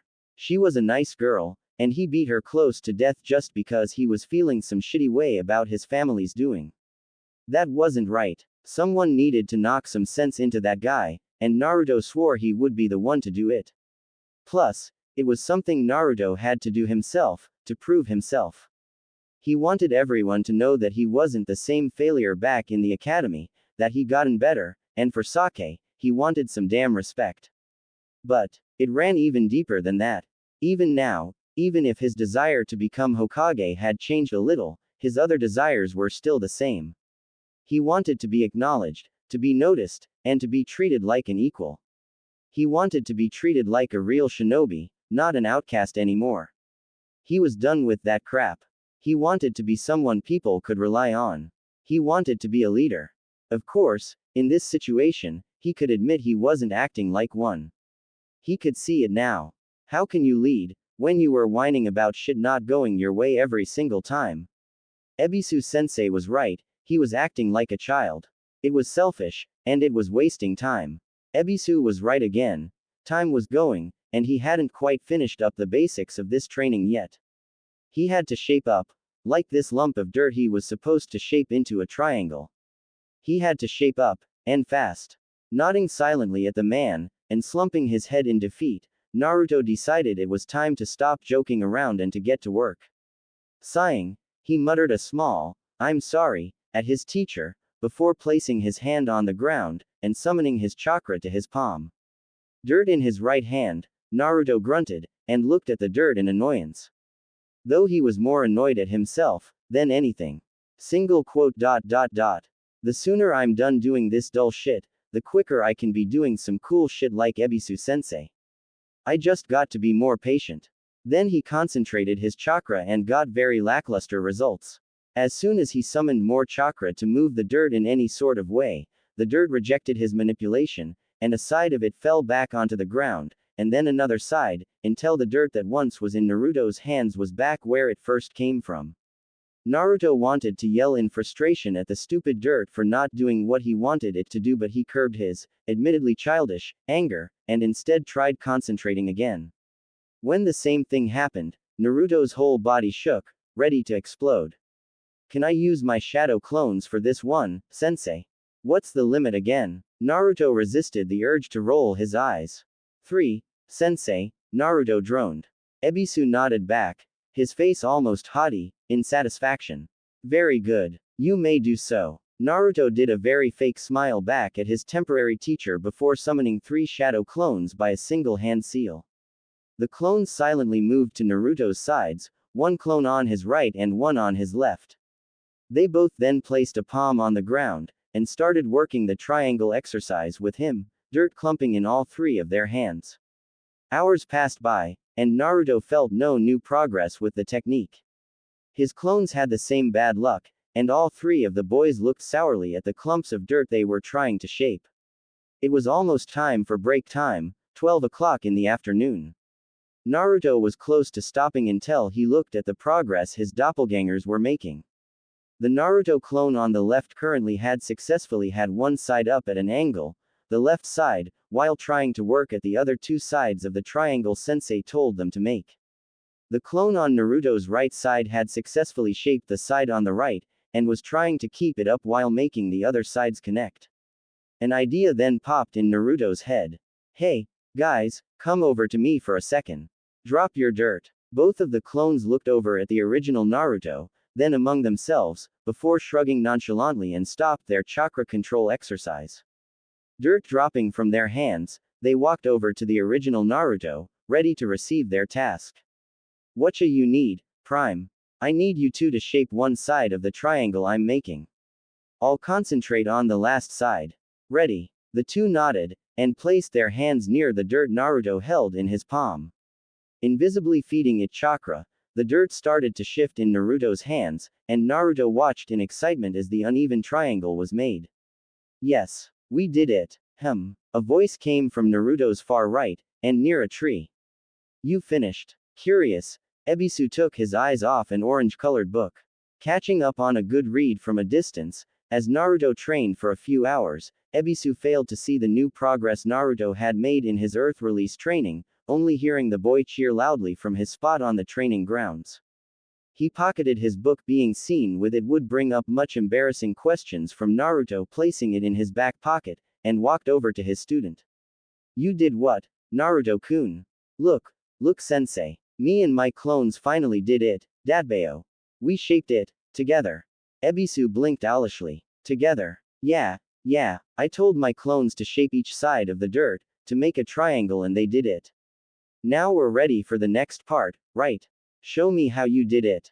Hey. Naruto smirked, and dropped the dirt from his hands. Then he grabbed a clump of dirt with his chakra, and told his clones to take a side and shape the dirt into the triangle again. Finally, after a few more seconds, they produced an uneven triangle once again.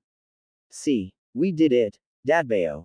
Ebisu looked over the triangle for a second, and then back to the happy three clones, before nodding. Very good. Start over now. Naruto almost fell down in shock.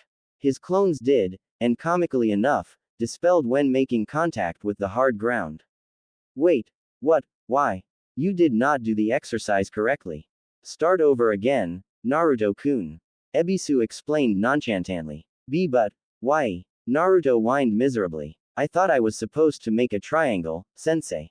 Yes, Naruto-kun, you are supposed to make a triangle, not together with your clones. Ebisu pushed up his shades on the bridge of his nose with his middle finger. You are learning how to shape the earth by yourself, not with your clones. That defeats the purpose of this exercise. You have to learn it by yourself. Over-reliance on your shadow clones will hamper you instead of help you.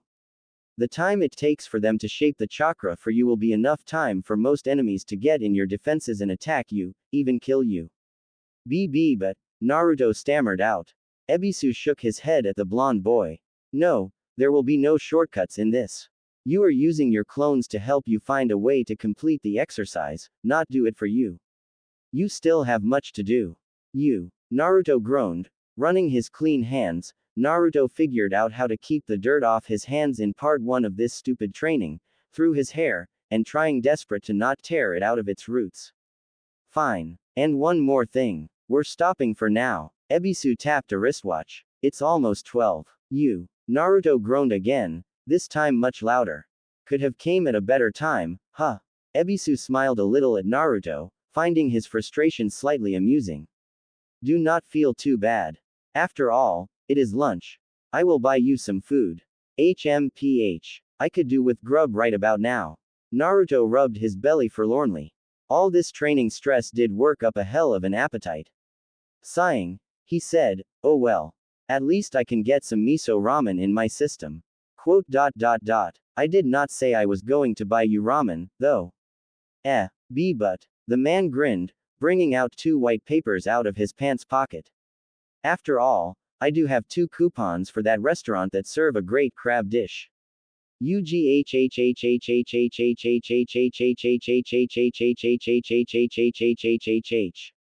Naruto groaned out for the last time. Yep. Screw today indeed. After the lunch break, Naruto found a way to do the triangle, albeit with both hands. One of his clones decided to do it another way, and when it popped, Naruto got it down as well. Shaping all angles in the most uneven triangle made out of pure dirt, Naruto completed the chakra control exercise, which he was honestly proud of. His teacher, Ebisu, congratulated him on a job well done, but said it wasn't enough for now. He decided to tell Naruto to try it again, this time with one hand, to which annoyed Naruto, but he didn't voice his opinion. Instead, he let it go, and focused on the task again. That earned him an earnest pat on his shoulder, as Ebisu-sensei watched his progress at a distance. Much to Naruto's credit, he found the solution the task Ebisu gave him with making the triangle one-handed a day and a half. It was hard definitely, but he managed to shape his chakra in 3 angles. The advice his teacher gave him was somewhat helpful. Naruto, admittedly, had a problem when it came to thinking too hard on the exercise. Instead of simply trying it, he was too busy thinking he had to do it fast. Ebisu-sensei asked him to simply imagine a triangle being made over and over. He also asked Naruto to stop thinking about how fast to shape the chakra as well. This is simply you learning how to shape it right now. If anything, we shall work on the speed another time. Just do it, not think about how fast how to do it. After a while after the advice, he gotten it down, and he was relieved. Then sensei decided to make it more specific, and asked him to make a triangle with all equal angles. It took another few minutes to get it down, but he got it, and he thought honestly he was ready to move on to something else much more interesting.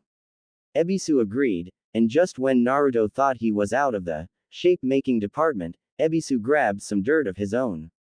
Here's your next task. Ebisu concentrated on his right palm, and shaped the dirt instantaneously into a rectangle. You're going to shape it this time to a rectangle. It shouldn't be hard now that you know how to make angles. Naruto muffled any sort of screams of protest, and nodded jadedly, working on the task. Interestingly enough, like Sensei said, Naruto gotten it relatively fast. In a few minutes, using the same strategy as before, he gotten the square exercise down quickly. Perfect. Ebisu smiled. You are starting to get it. Is there more to this than making basic shapes? Naruto asked, trying not to voice his frustration. Ebisu could sense it however. Patience, Naruto-kun. There is much more to this technique than shaping, like making it larger or smaller, but that's a task for another day. Preferably after the Chunin exams. The techniques I will show you does not have to do with size changing. Now, cut the link between the chakra shaping the dirt, and return it back to how had it before when you first gathered the dirt. Naruto paused, and concentrated again, this time, slowly, bringing the dirt down and making it shapeless. What's next? Make a perfect square. It's like making the perfect triangle. Work slowly, and imagine it. Naruto nodded, and closed his eyes in thought, focusing on the imagine of a triangle, finding his chakra working for himself, and creating the shape in another minute. Ebisu smiled again, excellent. Alright, we're going to finally do some much more complicated. I warn you, this will take a little longer. Instead of making a triangle or square, or any shape with angles, I want you to make a perfect circle. Shouldn't be that bad. Ebisu shrugged. A lopsided grin appeared on his face. I warned you. And his teacher did. For a little while, it truly did stump him. Unlike the specific angles the triangle and square asked for, a circle was much different, lacking any sort of thing like that. At first, Naruto unconsciously tried shaping in one direction, but it got something akin to a normal straight angle, and failed. He wanted to ask his teacher for advice, but he stopped and decided to not rely on the man and figure it out himself. Just like the triangle and square, he tried to think what made a circle in his head, letting the dirt sit in his hand. A circle lacked angles and lines, unlike a triangle or square. So in order to do it, he couldn't make it straight. I have to turn my chakra. It was the conclusion he came to. Eyes still closed, and making sure to focus hard on this one, he raised one palm over the dirt, fed the chakra, and started circling his hand over the dirt, moving slowly. Anchoring his chakra in his other hand where he held the dirt in to keep it all together, he decided to use his left hand to turn the dirt. He wasn't adept at using it in the same palm he held the dirt in, so he tried with 2 hands. His chakra responded, and moved as he circled his hand over the soil. In the middle of it all, he opened his eyes, and saw his work, and smiled a little at it.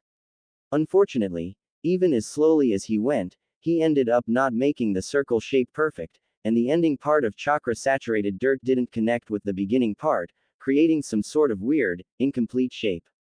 Still Ebisu looked pleased, beaming in his direction and clapping his hands. Very good. Yes, you are starting to get it. Yes, yes. Very good indeed. Naruto looked vaguely amused, smiling slightly. Even if I failed, Ebisu waved at him offhandedly. Minor details. This is an admittedly difficult task I'm giving you. You know the basics of utilizing your earth chakra, and the basics of shape transformation. You now know how to shape your earth chakra certain ways, and this now will help you learn some ninjutsu.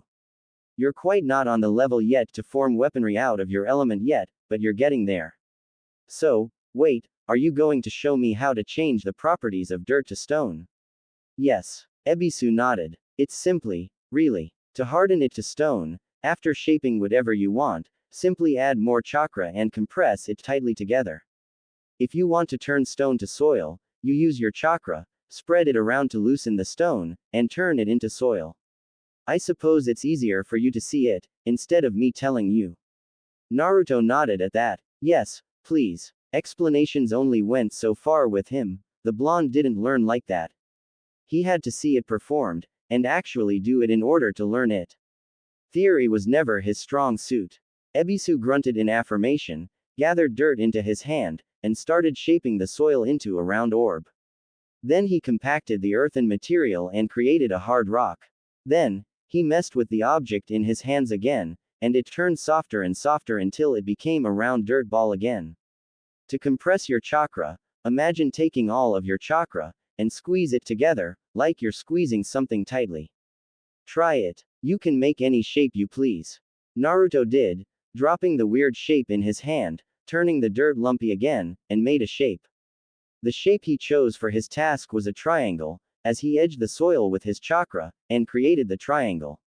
Then, he attempted to pack his chakra tightly together, but it was easier said than done and found his chakra not exactly responding to his wishes. After another half hour, it was around 4, and Ebisu told him to stop, and take a short 15-minute break. Naruto sighed, and went towards a spot near his teacher under a shade tree, wiping some sweat off his brow. Naruto brought forth a green canteen of water. The water was kind of warm, but Naruto drank up the liquid all the same, and felt some of annoyance for today wash away. A bit more sweeping of the sweat off his forehead, and the blonde-haired Uzumaki felt a little better. Naruto found no newer progress, to which irritated him. However, he promised himself to not complain so much about it, and just kept it to himself. Ebisu patted him on the shoulder. You are doing an excellent job so far, Naruto. You have gotten down quite a bit in these last few days. I am sure you will learn this by the end of this month of training. Naruto appreciated the encouraging words, smiling at the Jonin standing at his side under the tree. Thanks, sensei. Just a little frustrated, is all. I'll definitely get this down. Very good. Alright, the next thing we will do is do something you will find a little more interesting. Although it's not ninjutsu. Naruto slightly deflated. The thought of getting to something other than making shapes with dirt was exciting, and he first thought it would be something practical, like ninjutsu. It seems like he was wrong. We shall get to it soon. Instead of ninjutsu, I will teach you how to actively use your element in close quarters combat, increasing your strength temporarily. What? The boy questioned, much interested again in what his teacher would be teaching him next. Chakra flow. This is the basics of chakra flow. Basically, this is a type of exercise that requires a substantial amount of chakra control. You are flowing chakra through certain objects like weaponry or ordinary objects. Ebisu grabbed out a kunai out his back pouch, and channeled chakra through the metal.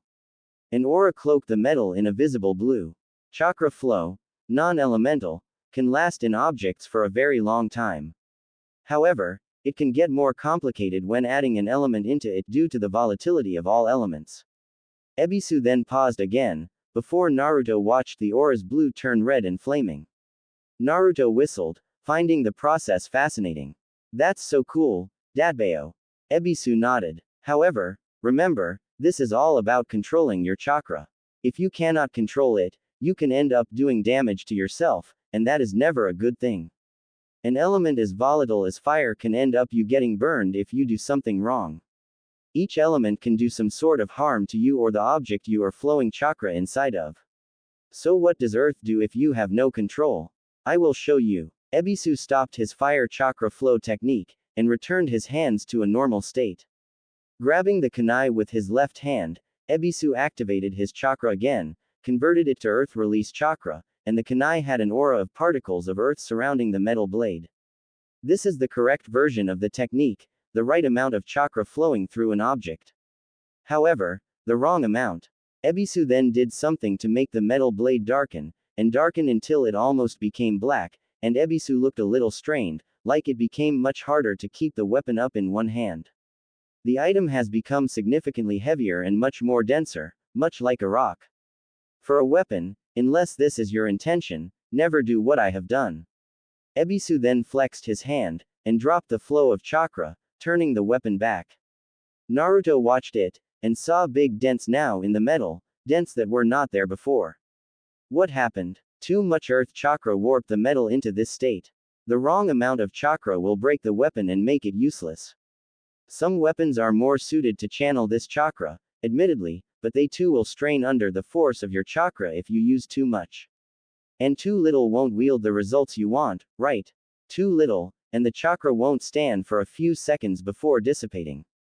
Ebisu responded, dropping the useless kunai in his hand to the ground. Thus, you must find enough to place in the item. Naturally, the size matters in this case. Small item requires a small amount chakra, and a large item demands a large amount of chakra. All of this is about chakra control, Of course, you will find many of these exercises even increase your control. All this is to make you feel your chakra better. Have you not felt like it was easier to mold your chakra these days for any technique outside this exercises? Take a second, and use a ninjutsu now. Use a kawarimi on this kunai I have on the floor. Ebisu cleared the way so Naruto could have plenty of space to perform the technique Ebisu asked him to use. Naruto stared at his item intensely, and thought back to the amount of chakra he usually used to perform the kawarimi.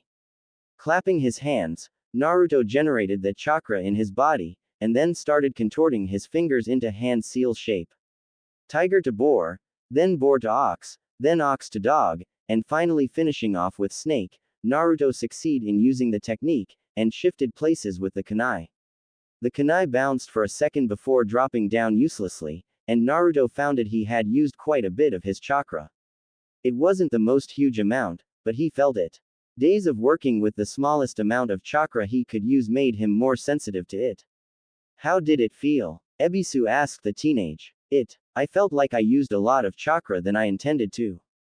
Ebisu nodded, as he was confirming something. Alright, now, I want you to try it again. This time, use the most minuscule amount of chakra you can muster on it. Naruto nodded, again looking over to the discarded kunai, and generated his chakra again with a soundless clap, before performing the necessary seals again. He tried his best to generate the absolute smallest amount of chakra he possibly could, and performed the kawarimi no jutsu again.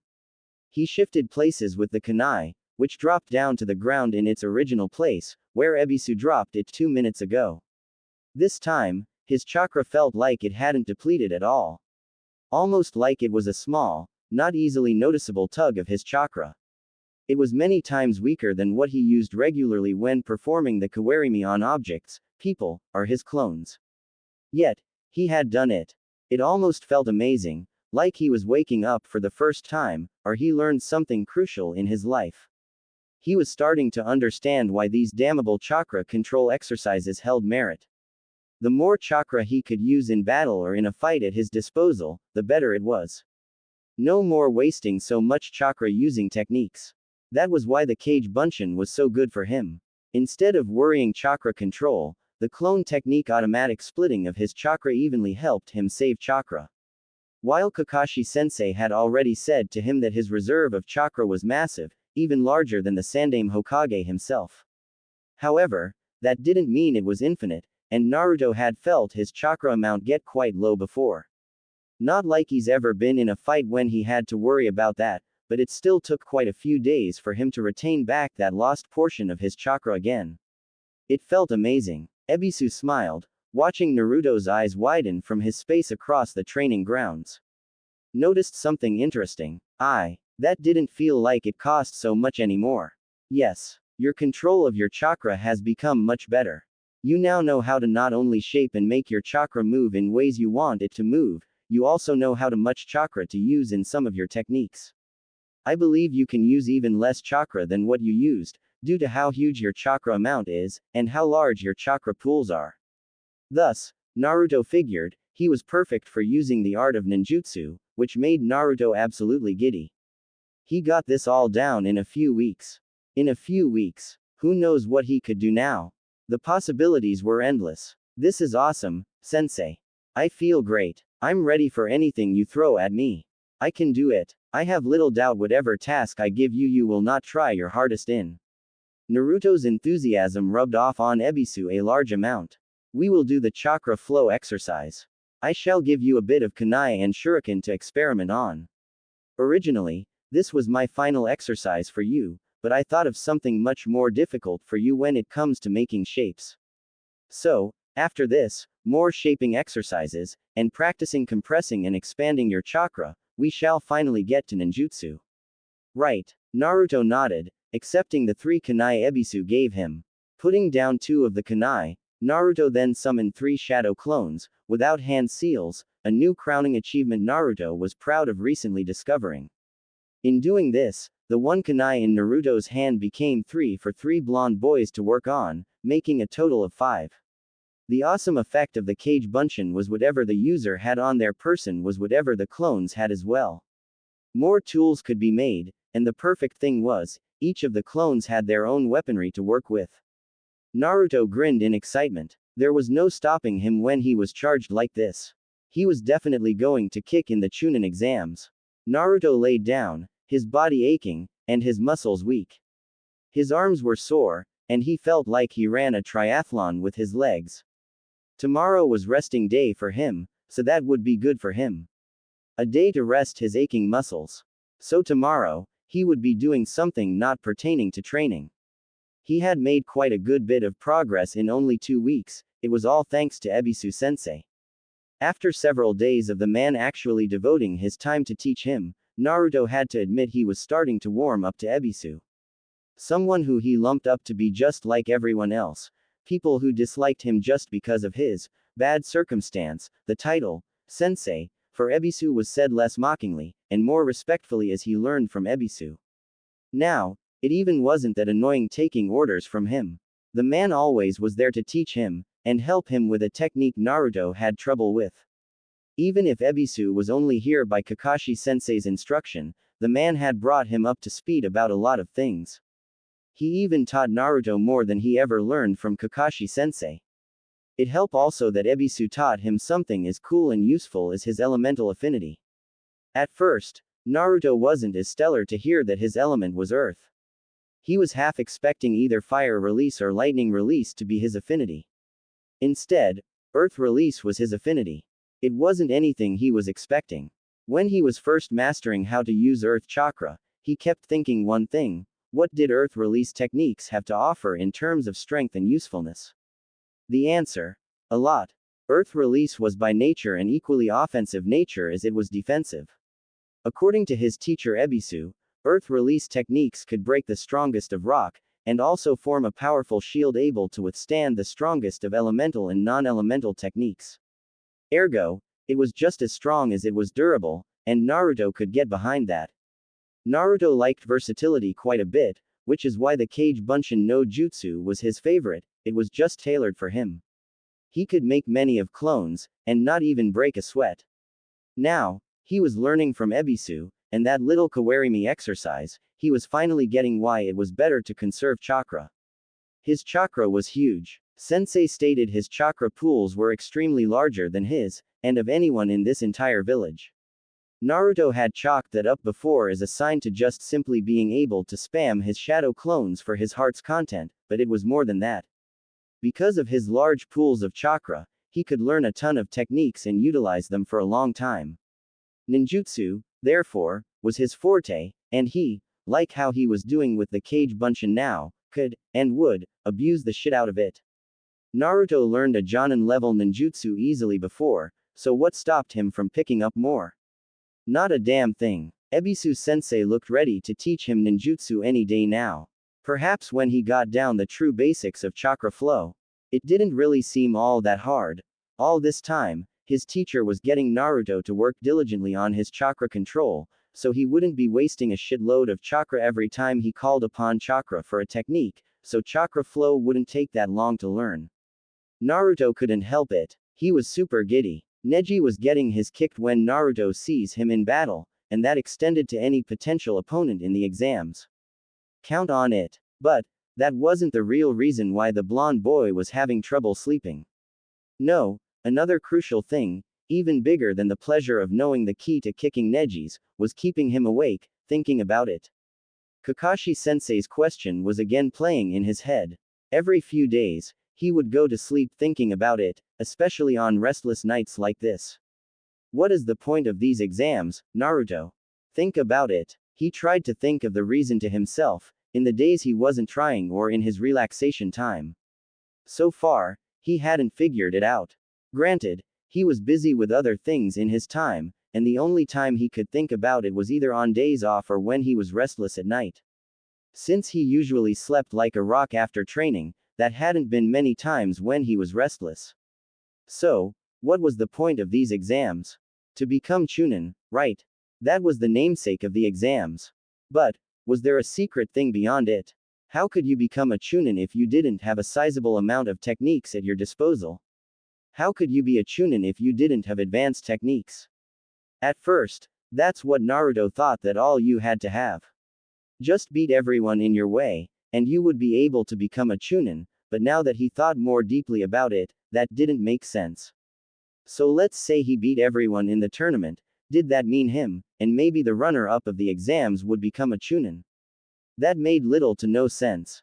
It was strange to him to think of it in terms of math, but it helped quite a bit with the mystery.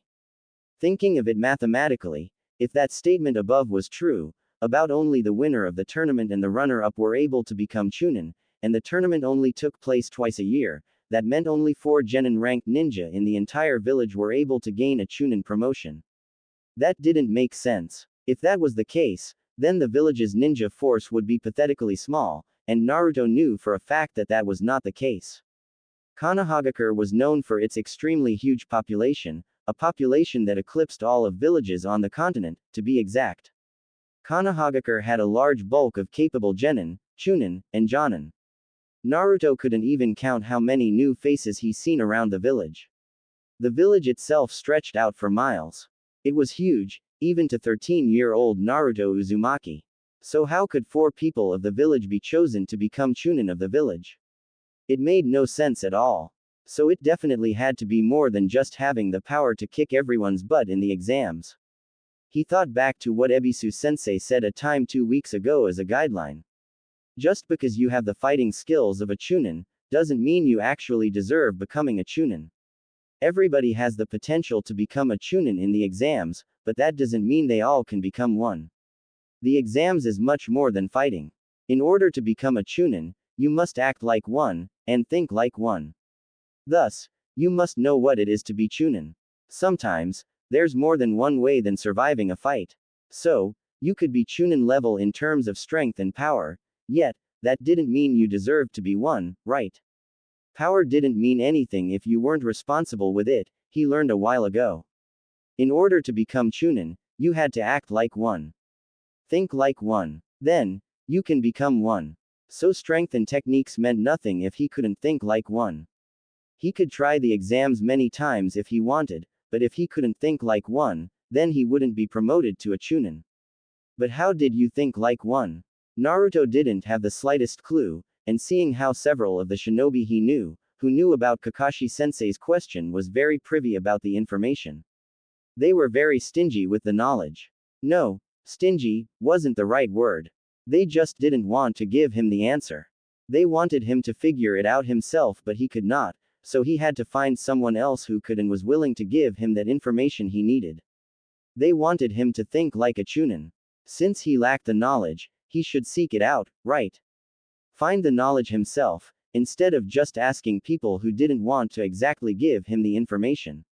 However, it had to be from a source or someone who didn't have a clue of the question Kakashi asked, like the Hokage and Ebisu. With only one person in mind, Naruto smiled, figuring it out what to do. Time to see Iruka-sensei again. The next day, it was evening time, and the sky's orange and purple was reflecting on such. It had been such a long day, a long, grueling day of one headache that just would not go away. Iruka Yumino had just gotten out of the academy, finishing his class lesson. His head hurt so much, he was almost digging his index fingers in his temples to get rid of the pain. Today was long and tiring for the academy teacher. Dealing with a notorious troublemaker all day, Konohamaru Sarutobi, Iruka was ready to enjoy his evening at home. The boy had taken up pranking ever since he joined the village's ninja academy, and it was really starting to get on his nerves. As was it for the other teachers in the ninja academy. Putting glue on his homeroom teacher's chair so he stuck to his seat after he sat down. Leaving smoke bombs to explode in the men's room dedicated solely to the teachers. It was all very annoying. Much to his amusement, however, Konohamaru's pranks reminded him of a certain former blonde boy student of his, especially in the nature of them. Still, Iruka, after a long day at work, was ready to go home, relax, and read his favorite book. Or he was, until he ran into last year's troublemaker, Naruto Uzumaki. Naruto greeted him boisterous with a shout across the academy's schoolyard. Yo, Iruka-sensei, sup? Iruka shook his head in amusement, thinking, speak of the devil. Hello Naruto. He walked up to the boy, ruffing the blonde's hair. Seeing the boy's immediate pout, Iruka couldn't help but to chuckle. Naruto had a small gripe with people tugging with his hair. A pet peeve Iruka knew all too well, and frankly, abused. Still, the Chunin was pleasantly surprised to see the yellow-haired genin. It had been quite some time since he last seen Naruto. He wondered how his little friend was doing. Even if his headache would probably persist being in Naruto's presence. Naruto, it's been a while since I last seen you. What are you doing with your time? Nothing much, sensei. Naruto placed his arms behind his head, grinning up at his former academy teacher. I'm really just training hard these days. I'm in the semi-finals in the Chunin exams. You know that, right? Iruka nodded. I know. I must say, I'm impressed. Looks like you got your work cut out for you. You have to fight Neji Hyuga, after all. He graduated from the academy as the Rookie of the Year, and is hailed to be quite the formidable genin in the village. Naruto's smile dimmed. Yeah, I know. I'm still pretty sure I can kick his.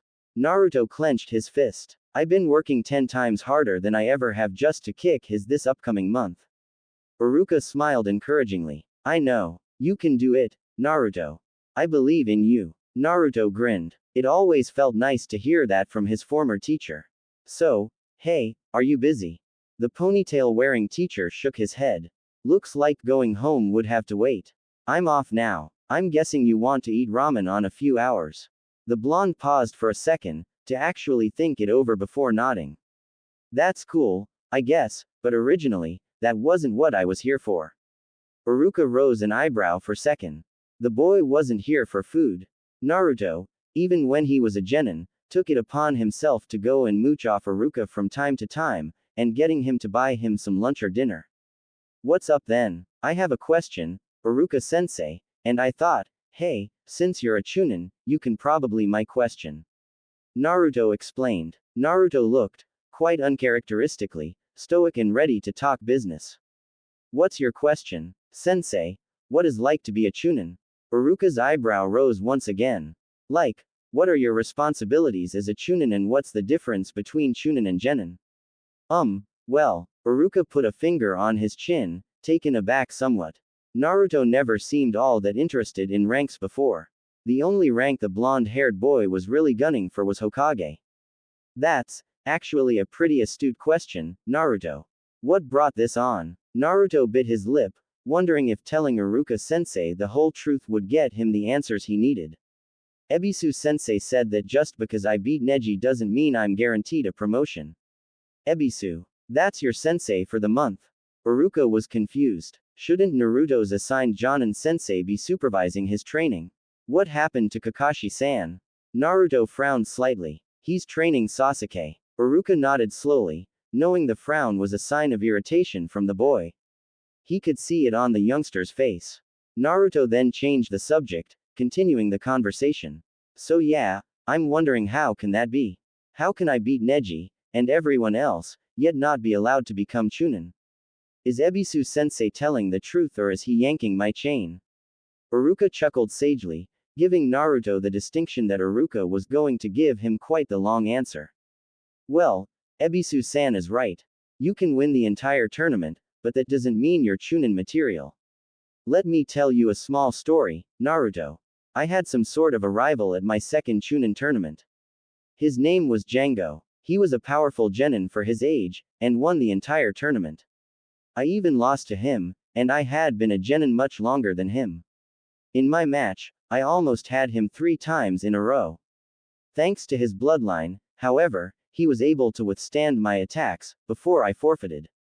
I was still one of the genin in the Chunin exams promotion ceremony rewarded a flak jacket, an honor he never received. Do you know why? Naruto shook his head, allowing his teacher to say the answer. Because I actually used my head. I had him on the ropes several times, and I showed that I had the ability to defeat him, even with his Kekai Genkai.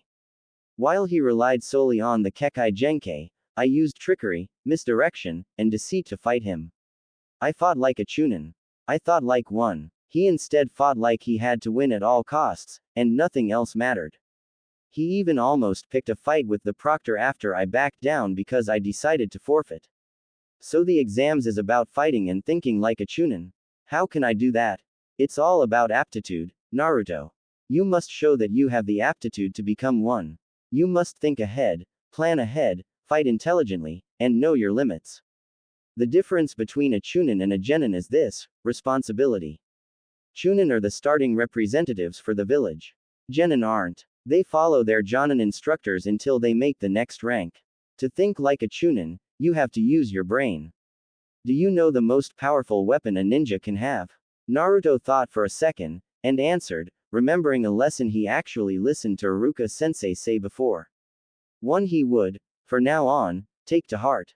The most powerful weapon a ninja could have is their mind. Iruka nodded. That's right.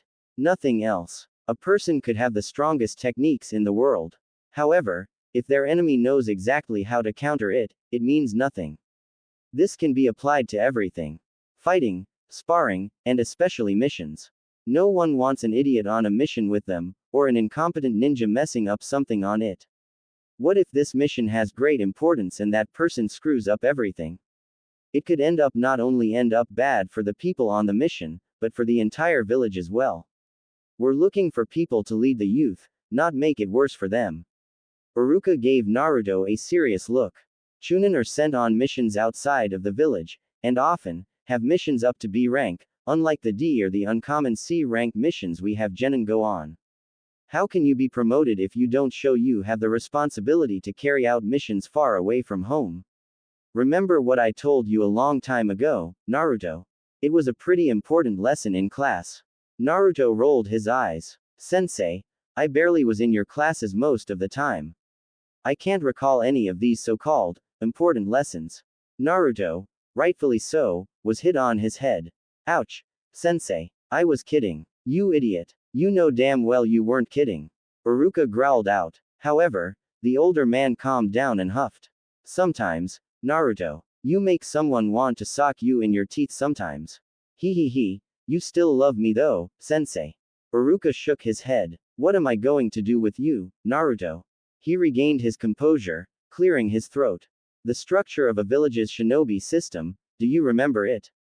Re-jog your memory. Naruto raised an eyebrow, wondering why his teacher was asking such an easy question. Of course, Iruka-sensei.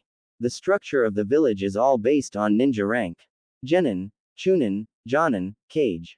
Rank-wise, the cage is on top of the pecking order, and genin are on the bottom, right? Uruka nodded. There's a reason for that. Rank is important, and it holds a title and a responsibility. Genin lead villagers. Chunin lead genin and the villagers. Jonin lead everyone under them. Finally, a cage leads all in the village. Each title represents something. The brown-haired Chunin folded his arms. The word, genin, is equivalent to the word, potential. Then, Chunin represents responsibility. Then Jonin represents wisdom. And finally, cage represents ruler, for obvious reasons. You are at the genin stage. You have the potential to do anything you want to do. Everybody around your age does. When you started out in the academy, you were still a villager, you were at a blank slate. Now that you've been genin for a few months, you paved your own way to what you want to do in life. Thus, potential. So, if I'm at the stage of potential, how do I get to the next level? Naruto asked. The next rank requires something else. Now, you need to be responsible. You need to show you're competent for the job. You need to show you have aptitude in what you do. You need to show that you're best at what you do, and you only. This goes for the exams as well. So wait, the Chunin exams are nothing but show-off contests, talent contests. Naruto said thoughtfully. Uruka paused, but nodded. In a way, yeah. Think about it. The first stage tested your mind, the second tested your body, and now, the third stage is testing both. In all of those tests, you have people watching you. Watching your skills, watching how you act. You need to show you can think and fight at the same time. You need to show what you can do. Matches are nothing more than to give you a chance to display your skills. The more matches you have, the more you can show off your skills, but you don't need to actually win your first fight in order to become a Chunin. It's basically a free get of jail card for any match you lose. So as long as you show what you can do, you'll pass. Holy crap, Naruto uttered, widening his eyes in realization. The answer to Kakashi-sensei's question was there all along. I just got to show off all my stuff. Naruto loudly finished with a large smile. A little too excitable for Uruka's tastes. You also need to know your limits, Naruto. Uruka emphasized, a small frown on his face. Naruto was a hardworking shinobi, but Uruka knew that the boy could go overboard sometimes. Remember that as well. Responsibility entails using your skills in the right way, not overstepping your boundaries. We don't need more cannon fodder ninja in battle who die because they didn't know when to stop. Since every ninja adhere to their leader's orders, you must be ready to do the same. When you know you can't do much else, you stop. When we tell you to stop, you stop. Naruto nodded, digesting all of his information. Okay, I get it now. So in order for me to become a Chunin, I have to show that I can think and fight like one. Show my strengths, outthink my opponent, fight hard but know my limits. Okay, I think I got it. Good. Uruka nodded back, grinning at his former student. I think you got this as well. Thanks Uruka-sensei. No problem. Uruka smiled at his former student. He then rubbed his head, in a sheepish manner. You know, I'm actually surprised you came to see me. Naruto looked at the older man, confused. Why wouldn't I? You were the best person to come to. You're a Chunin. I knew you for a long time now, you have experience being one, and you were willing to tell me the answer to my question. The brown-haired man chuckled, shaking his head. I didn't tell you the answer. You figured it out on your own with the information I provided. Another thing about being a Chunin. You were responsible and honest enough to know that your knowledge about the exams was lacking, so you sought out a source that can help you out with finding the answer. If I didn't do it, you would have just went to a library, and found the book that has the answer to your question inside it. Uruka patted Naruto's shoulder. You're thinking like a Chunin now. Good job. I think you'll do fine in the exams in 2 weeks. Naruto beamed up at his teacher, older brother figure. Thanks, Uruka-sensei. You're the best. So I'm told. Uruka grinned back at his former student. Now, how about some ramen since you're here? Okay, sensei, but I'm paying since you helped me. Surprised again by his former student, Uruka shrugged off his shock and decided on putting on a smile. Lead the way. After discovering what he had to do in order to get promoted after the Chunin exams, Naruto continued his training with Ebisu with a new vigor. When he told his teacher the answer to Kakashi Hataki's question, Ebisu smiled and gave him a pat on the shoulder. 3 days later, after training more and more with mastering the basics of using his earth-attuned chakra, Ebisu had finally announced to Naruto that they were starting on learning ninjutsu. This came to Naruto's joy as he grinned excitedly. The blonde-haired teen wanted to jump around and cheer boisterous, but contained it, and let the man instruct him on the first technique he was going to learn. Today, we are going to work on a technique that I believe you will find not only invaluable in your battle against Neji Hyuga, but in your entire career as well. This earth release technique is a very popularly used one, and has great application in combat. Today, I will teach you the Doden, Mogaragakure no Jutsu. Ebisu then closed his eyes in concentration, before using his chakra, and seeping it into the ground. Naruto didn't see or sense it, but got the idea of what was happening when Ebisu started sinking into the ground. Like Naruto had learned before, Ebisu was changing the properties of the ground from soft dirt, to even softer dirt, and then sunk into it, creating a hole. Ebisu disappeared into the ground, leaving Naruto by himself. Then interestingly enough, the dirt hole his temporary teacher left, patched itself back up. It was something interesting to Naruto indeed. Not a thing or shred of evidence Ebisu-sensei ever being where he once stood, was left. After some time, Naruto didn't hear anything. Nothing at all. He was thinking the man would be digging underground after seeing his little demonstration, but Naruto didn't see the man come back up the surface. Then Naruto was scared out of his wits when Ebisu tapped his shoulder from behind, jumping up comically. "Geez, sensei. A little warning next time." The man shook his head, chuckling. "Afraid? Naruto-kun. Yes, this is the technique. Can you tell me what you have observed from it?" Naruto calmed down, and shrugged. "Sure. It seems like you used your chakra to turn the dirt softer and went underground. I'm guessing you also spread your chakra underground, and turned it soft enough so you can dig through it. There's no way you could have dug simply with your hands. It would take too long to dig through all that crap without chakra." "Ah yes. The first part of my demonstration, admittedly, that is not quite the part of the technique, but you have gotten the gist of the technique itself. I use my chakra to make the soil under turn into a fine sand, and move through it, digging much like a mole would. Hence the name of the technique. So, yes, I used my chakra to turn it softer and softer as I actively moved through the earth." Naruto frowned slightly in thought. "So, how do you exactly know where you're going with this technique? It wouldn't be useful of a technique if you're digging underground blind." Ebisu grinned, satisfied. Naruto asked the question. "I shall show you again. Naruto-kun, I want you to move around to a random location in this training grounds. Do not tell me the location of where you are moving, just move to a simple place. Also, for the sake of simplicity, do not go up a tree, okay? Wait until I go underground for this." Naruto nodded and watched Ebisu tunnel underground again. As quietly and quickly as he could, he moved to a location and stood. It was a place close to a small patch of flowers in the training field, near a large gray boulder. Naruto waited patiently, before he was greeted with an Ebisu-sensei that appeared in front of him. Naruto looked spooked again, surprised the man was able to find him with no effort at all. "How the heck did you do that?" "The technique has a secondary effect. It can sense the magnetic fields and give me not only a clue where I am at, but what's happening on the surface, and where you are at." Quote, "Holy crap. That's awesome. Indeed." Ebisu nodded. "This technique takes no sort of hand seals to do, simply knowing how to control your chakra consistently. I will show you the technique I used before to create the hole I used to burrow underground with, and then I shall show you how to use the Mogaragakure no Jutsu itself." Naruto smirked. "Let's do this. Okay. First, seed your chakra to the ground, and let it seep through. Try to use your feet for this exercise.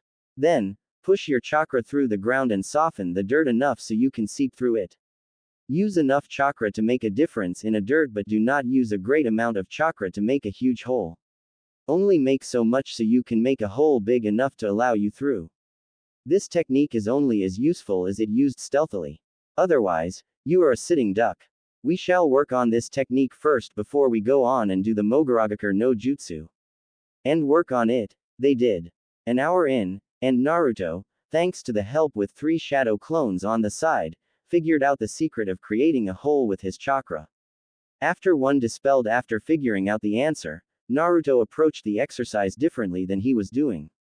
Naruto imagined making a circle with his chakra, spinning it slowly before it became a perfect 360 degrees circle. Then sunk his chakra more and more into the ground, until Naruto felt himself sinking into the ground. Then, Naruto made a sizable hole for himself. Before he sunk all the way underground, and therefore had no access to hand seals, he made another clone to replace the one that dispelled before, and they followed suit and made a hole.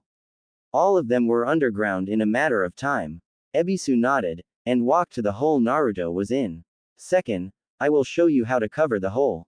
Channel your chakra into the wall of the dirt hole you create, and then move the chakra to cover the hole itself. Naruto took a bit of time to get what was instructed of him, but with experimentation from him and his clones, he got it, and now the light of the day was gone. He could now only hear Ebisu's voice. Man, it's dark down here, sensei. The underground usually has no candle lights to guide you, Naruto-kun. Came the deadpan response from Naruto's teacher. Now, we shall work on the Mogaragakure no Jutsu. You shall use the magnetic fields to help you find where you are, then your clones, and then me. Channel chakra into the dirt, change it to sand, and spread it around where you are, then when you get it, move. Naruto nodded to himself, before closing his eyes in concentration. Since he didn't have enough room to raise a hand, he should have made a large hole. He lamented to himself, he would have to use his body itself to place chakra to the dirt wall in front of him, and that was a little more harder than simply using his hands. His hands was the most used place of concentrating his chakra after all. Nevertheless, Naruto gotten it down, and with his teacher's instruction, moved slightly in the sand turned dirt and dug with his hands and feet. Okay, where are you? Ebisu yelled. It was probably the only way Naruto could hear him. Naruto definitely couldn't see him. Naruto kept his eyes closed, and focused on sensing above the earth's surface. I am by a tree with a long cut in, sensei. A few steps in front of me. Naruto yelled back. Where are your clones? One clone's in the front of the forest tree I was talking about, directly in front of me. Another clone is more to my left, nearby a stream of water, and the last clone is nearby the entrance of the training grounds, sensei, in back of me. Ebisu then yelled again, and where am I? Naruto concentrated again for a brief moment. You're by a big boulder, a few meters to my right, sensei. Excellent. Naruto, you and your clones dig back above ground. Yes, sensei, Datbeo. The original Naruto started digging diagonally up, and pushed through, until he was completely vertical, and felt the earth above him soften, so he can climb out. Naruto stopped channeling chakra into any part of his body, lest he sink again, and looked at his clones. The two nearby him raced over by him, and grinned triumphantly, while he did the same. The clone the most far out, by the entrance of the large training grounds dispelled, and Naruto was fed its memories. Splendid job, Naruto-kun. A little more work with the technique, and I am sure you will find it very useful in the exams to come. Naruto grinned. It's cool. I think I'm going to like this. Yeah, a combination with his clone, and he could see everything on the battlefield, both on ground and under it. Best thing was none of his opponents wouldn't have any sort of idea. The element of surprise was a powerful tool indeed. So, what next, sensei? You know, after I mess with this technique a little bit more. What is next? We have made excellent time in the short time of 2 weeks. You have worked on your chakra control quite a bit, learned how to walk on water, learned how the basics of molding earth chakra, the basics of chakra flow into items, and learned an earth ninjutsu. So, the next step will be to relax for today. Ebisu secretly enjoyed Naruto's following reaction. The boy tripped on something in the air, and planted his face into the ground. Wait, what? Naruto yelled from the ground. I say we can take a small break from all of this, Naruto-kun. Especially today. It's not even lunchtime, and you have done what I had planned you to practice all day.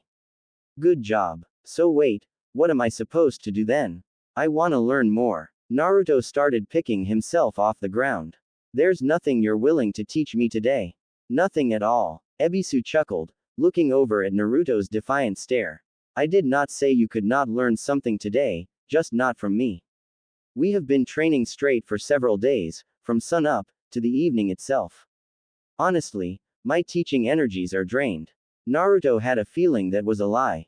It's almost lunch anyway, if you had not noticed, Naruto-kun.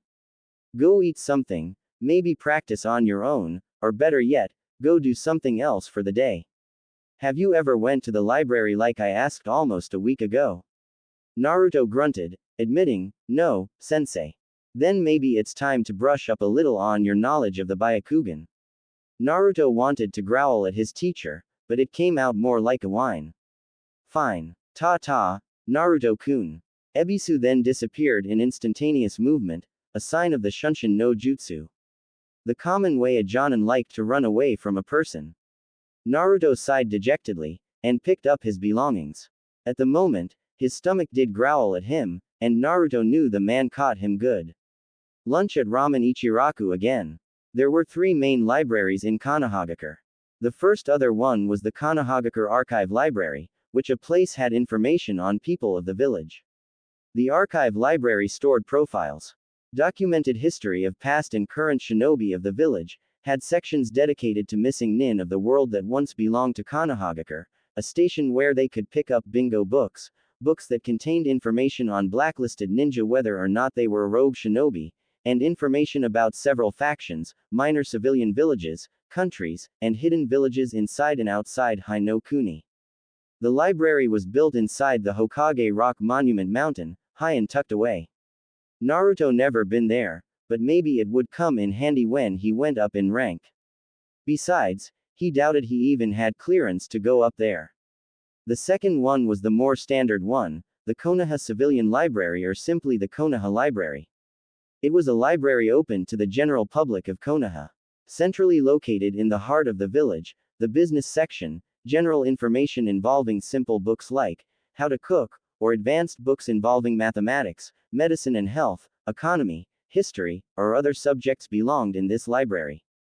Generally, the library was visited mostly by civilians, but some shinobi, especially ones who were studying medicine and becoming the village's top doctors, visited the place.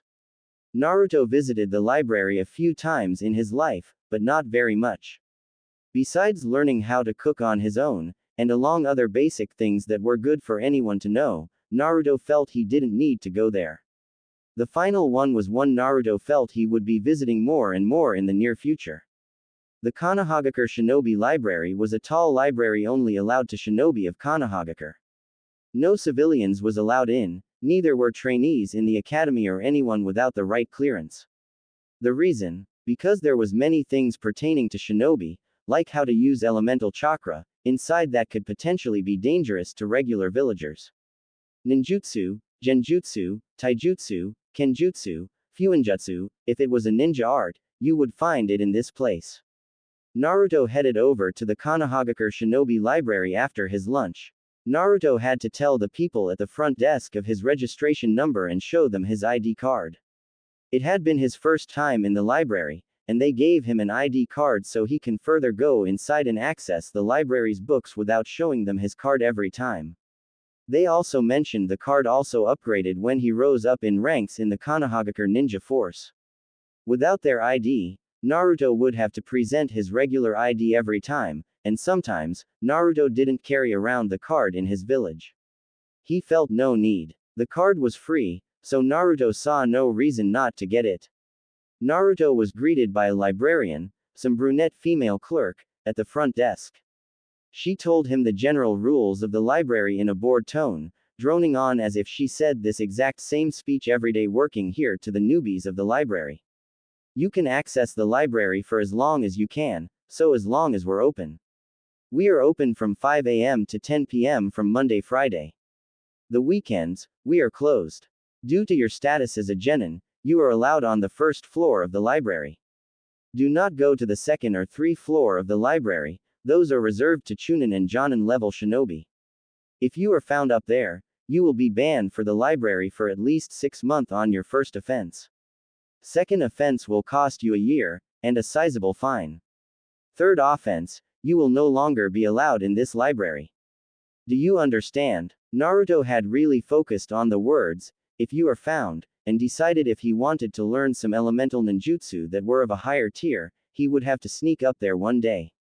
Naruto nodded yes nevertheless to the girl's question, and she nodded herself. Then, she shooing him away, and going back to her work, reading some sort of orange book. He knew what it was and he had half a mind to tell her why in the hell was she reading that pervy book, Ika Ika, when she should probably be working on other things, but Naruto let it go. Naruto rolled his eyes at the action, and went about his merry way, going deeper into the library, though Naruto was in no real hurry. Books and him never really clicked. He hated reading, writing, and anything pertaining to a book. Still, the place had its uses, and since it housed information about techniques ranging from all ranks, it was useful. However, since he was a genin, that gave him access to low-rank techniques. Normal genin didn't have access to A or B rank techniques right off the back or couldn't perform them because of the lack of chakra, knowledge, or experience with them. Technically speaking, he wasn't supposed to know a technique like the Kage Bunshin anyway since the technique in its Kinjutsu variant was in the Scroll of Seals, the scroll he stole that night when he failed the graduation exam out of his academy. However, since he had already astounding chakra levels, he could use his favorite ninjutsu effectively. Even more than that, learning elemental ninjutsu like Earth Release was an art most genin his age didn't even dabble into, focusing on learning advanced chakra control exercises instead. If he wanted to learn more stuff, he probably would have to learn it somewhere else, like his teacher. However, all of that wasn't his intention today. The place wasn't just a place that had info about normal techniques. It had information about Kekai Genkai, and more importantly, it housed information about dojutsu such as the Byakugan. That was his mission: find more about the Byakugan his opponent would be wielding. Naruto wandered and wandered, looking up the B section of the first floor of the library, and moved his eyes from many books. Spelling out Byakugan in his head, he seen several books first starting with Byakugan as its title. He started humming a jaunty tune, taking his time trying to find the book as he seen others either walk past him from outside the aisles. Finding the book, Byakugan, the all-seeing eye, and taking it off the shelf, Naruto scrubbed the book once of some dust, before move out of the aisle. Doing that got him to run into someone he knew. Naruto, you're here. Naruto looked at the person and raised an eyebrow for a second. Then, he grinned. Oh, hey Shikamaru. Funny running into you, well, literally. Shikamaru didn't acknowledge the tasteless pun, and rose his own eyebrow at Naruto. What are you doing here? This is a library, usually people are here to read. And I am too. I'm looking for a book to read. I see you came here specially to just antagonize me. Naruto deadpanned. Idiot. The Nara boy lazily drawled, while rubbing the shoulder Naruto bumped into. I'm here looking for a book for Choji. Guy asked seeing I was coming here originally to return a book. Naruto nodded, before returning to scan the books on the wall. This is my first time in here. I was looking for a book on Kekai Genkai. Bloodlines. Why are you looking for that? I have an opponent whose has a dojutsu, duh. Naruto rolled his eyes. Why wouldn't I look up a book about Kekai Genkai? The dark-haired boy next to him in the aisle shook his head at the blonde. You sure as hell pick a good time looking for something to beat Neji with, Naruto. The Chunin exam semifinals is starting in less than 2 weeks. How are you supposed to come up with anything that can counter it? Don't worry about me, Shikamaru. Naruto shot back cattily, a little annoyed at the normal lazy boy's attitude. Most of this conversation was either Shikamaru taking shots at Naruto's own abilities, or insulting his intelligence. You should just worry about your own self. Your opponent can throw freaking tornadoes at you, I suggest you learn how to dodge them. Troublesome. I'll stop teasing you, and leave you alone. Later. As Naruto saw the boy leave, an idea popped in his head. Hey, Shikamaru. Yeah, do you have some information about the Byakugan that I can use? Didn't hurt asking about it, especially when he knew the Nara boy was much smarter than he let on. Nothing I can think of. Sorry. I got to go anyway, and pick up this cookbook for Choji anyway. Wait, Naruto yelled, and got hushed by people in his aisle and some others nearby. Sorry, he called back, only to get hushed again. The boy grumbled, and with a more quieter voice, said, Dude, just help a friend out. If I had info, I would tell you about the Suna chick you got to fight in the exams. Can't you help a fellow leaf nin out? Shikamaru rolled his eyes. Don't pull the friend card, Naruto. We barely talked in the academy, let alone are friends. Naruto narrowed his blue eyes at the guy, before sighing dejectedly. Fine, I guess I'll figure it out myself. Shikamaru paused, seeing Naruto's face, before sighing in guilt. Fine, I'll tell you all I know about the darn Byakugan. Okay. Naruto's face immediately perked up, a triumphing smile on his face. Great. Thanks, Shika. Keep your voice down, loudmouth. The Nara groaned, knowing he had been conned by the sad act by Naruto. And who told you that you can call my Shika? Bah, damn, whatever. Alright, so the Byakugan. It's a pearly white, seeing eye technique that is in the possession of all Hyuga clansmen and women. You know the basics. The dojutsu allows the user to see through solid objects, have a near 360 degrees field of vision, see through several disguising techniques, have telescopic-like range of sight, and the ability to see chakra flow. This makes these people great trackers, and strong opponents. They also are natural counters for genjutsu and several ninjutsu as well. Naruto nodded, already knowing most of this information from Ebisu-sensei. Anything else I should know? Well, if you're expecting to fight Neji using a frontal approach, then you're going to lose fast. Charging in on a Hyuga using simple taijutsu is suicide. Keep your distance, of course. That's what I would do, but I don't know if you got any techniques that are at a range. You strike me as a close-range fighter really. Naruto didn't say anything, not willing to tell or brag Shikamaru about his new Earth release technique. Even if a little part of him wanted to. Ebisu-sensei advised him not to reveal to anyone what he learned, outside them being the Hokage himself. Suppose his enemy was in the next aisle, listening in on him and Shikamaru's conversation. Neji was, after all, from the same village as them. Who knew where his opponent could be? Okay. No rushing in, and keep my distance. I figured as much. Nothing new. Your sensei told you all of this before. Seeing Shikamaru's colleague nod, the Nara sighed. So why the heck did you ask me? You might had info I didn't know. You were still useful and I confirmed what I know before. Thanks. I would tell you what I knew about that Suna chick, but. You mean Tamari? Shikamaru grunted. I know enough. She's proficient in wind release techniques. Instead of keeping my distance, I need to actually be close to her, and that's not the style of combat I specialize in. The faster I put her down, the faster I win. Maybe even take away her fan, if I can imagine. Her fan? Yeah, she uses her wind attacks using that as a medium. Take that away, and it'll make it easier to deal with her. Yeah, Naruto grinned, encouragingly. You'll kick her. She's not that tough. The ponytail shinobi raised an eyebrow at his livelier colleague.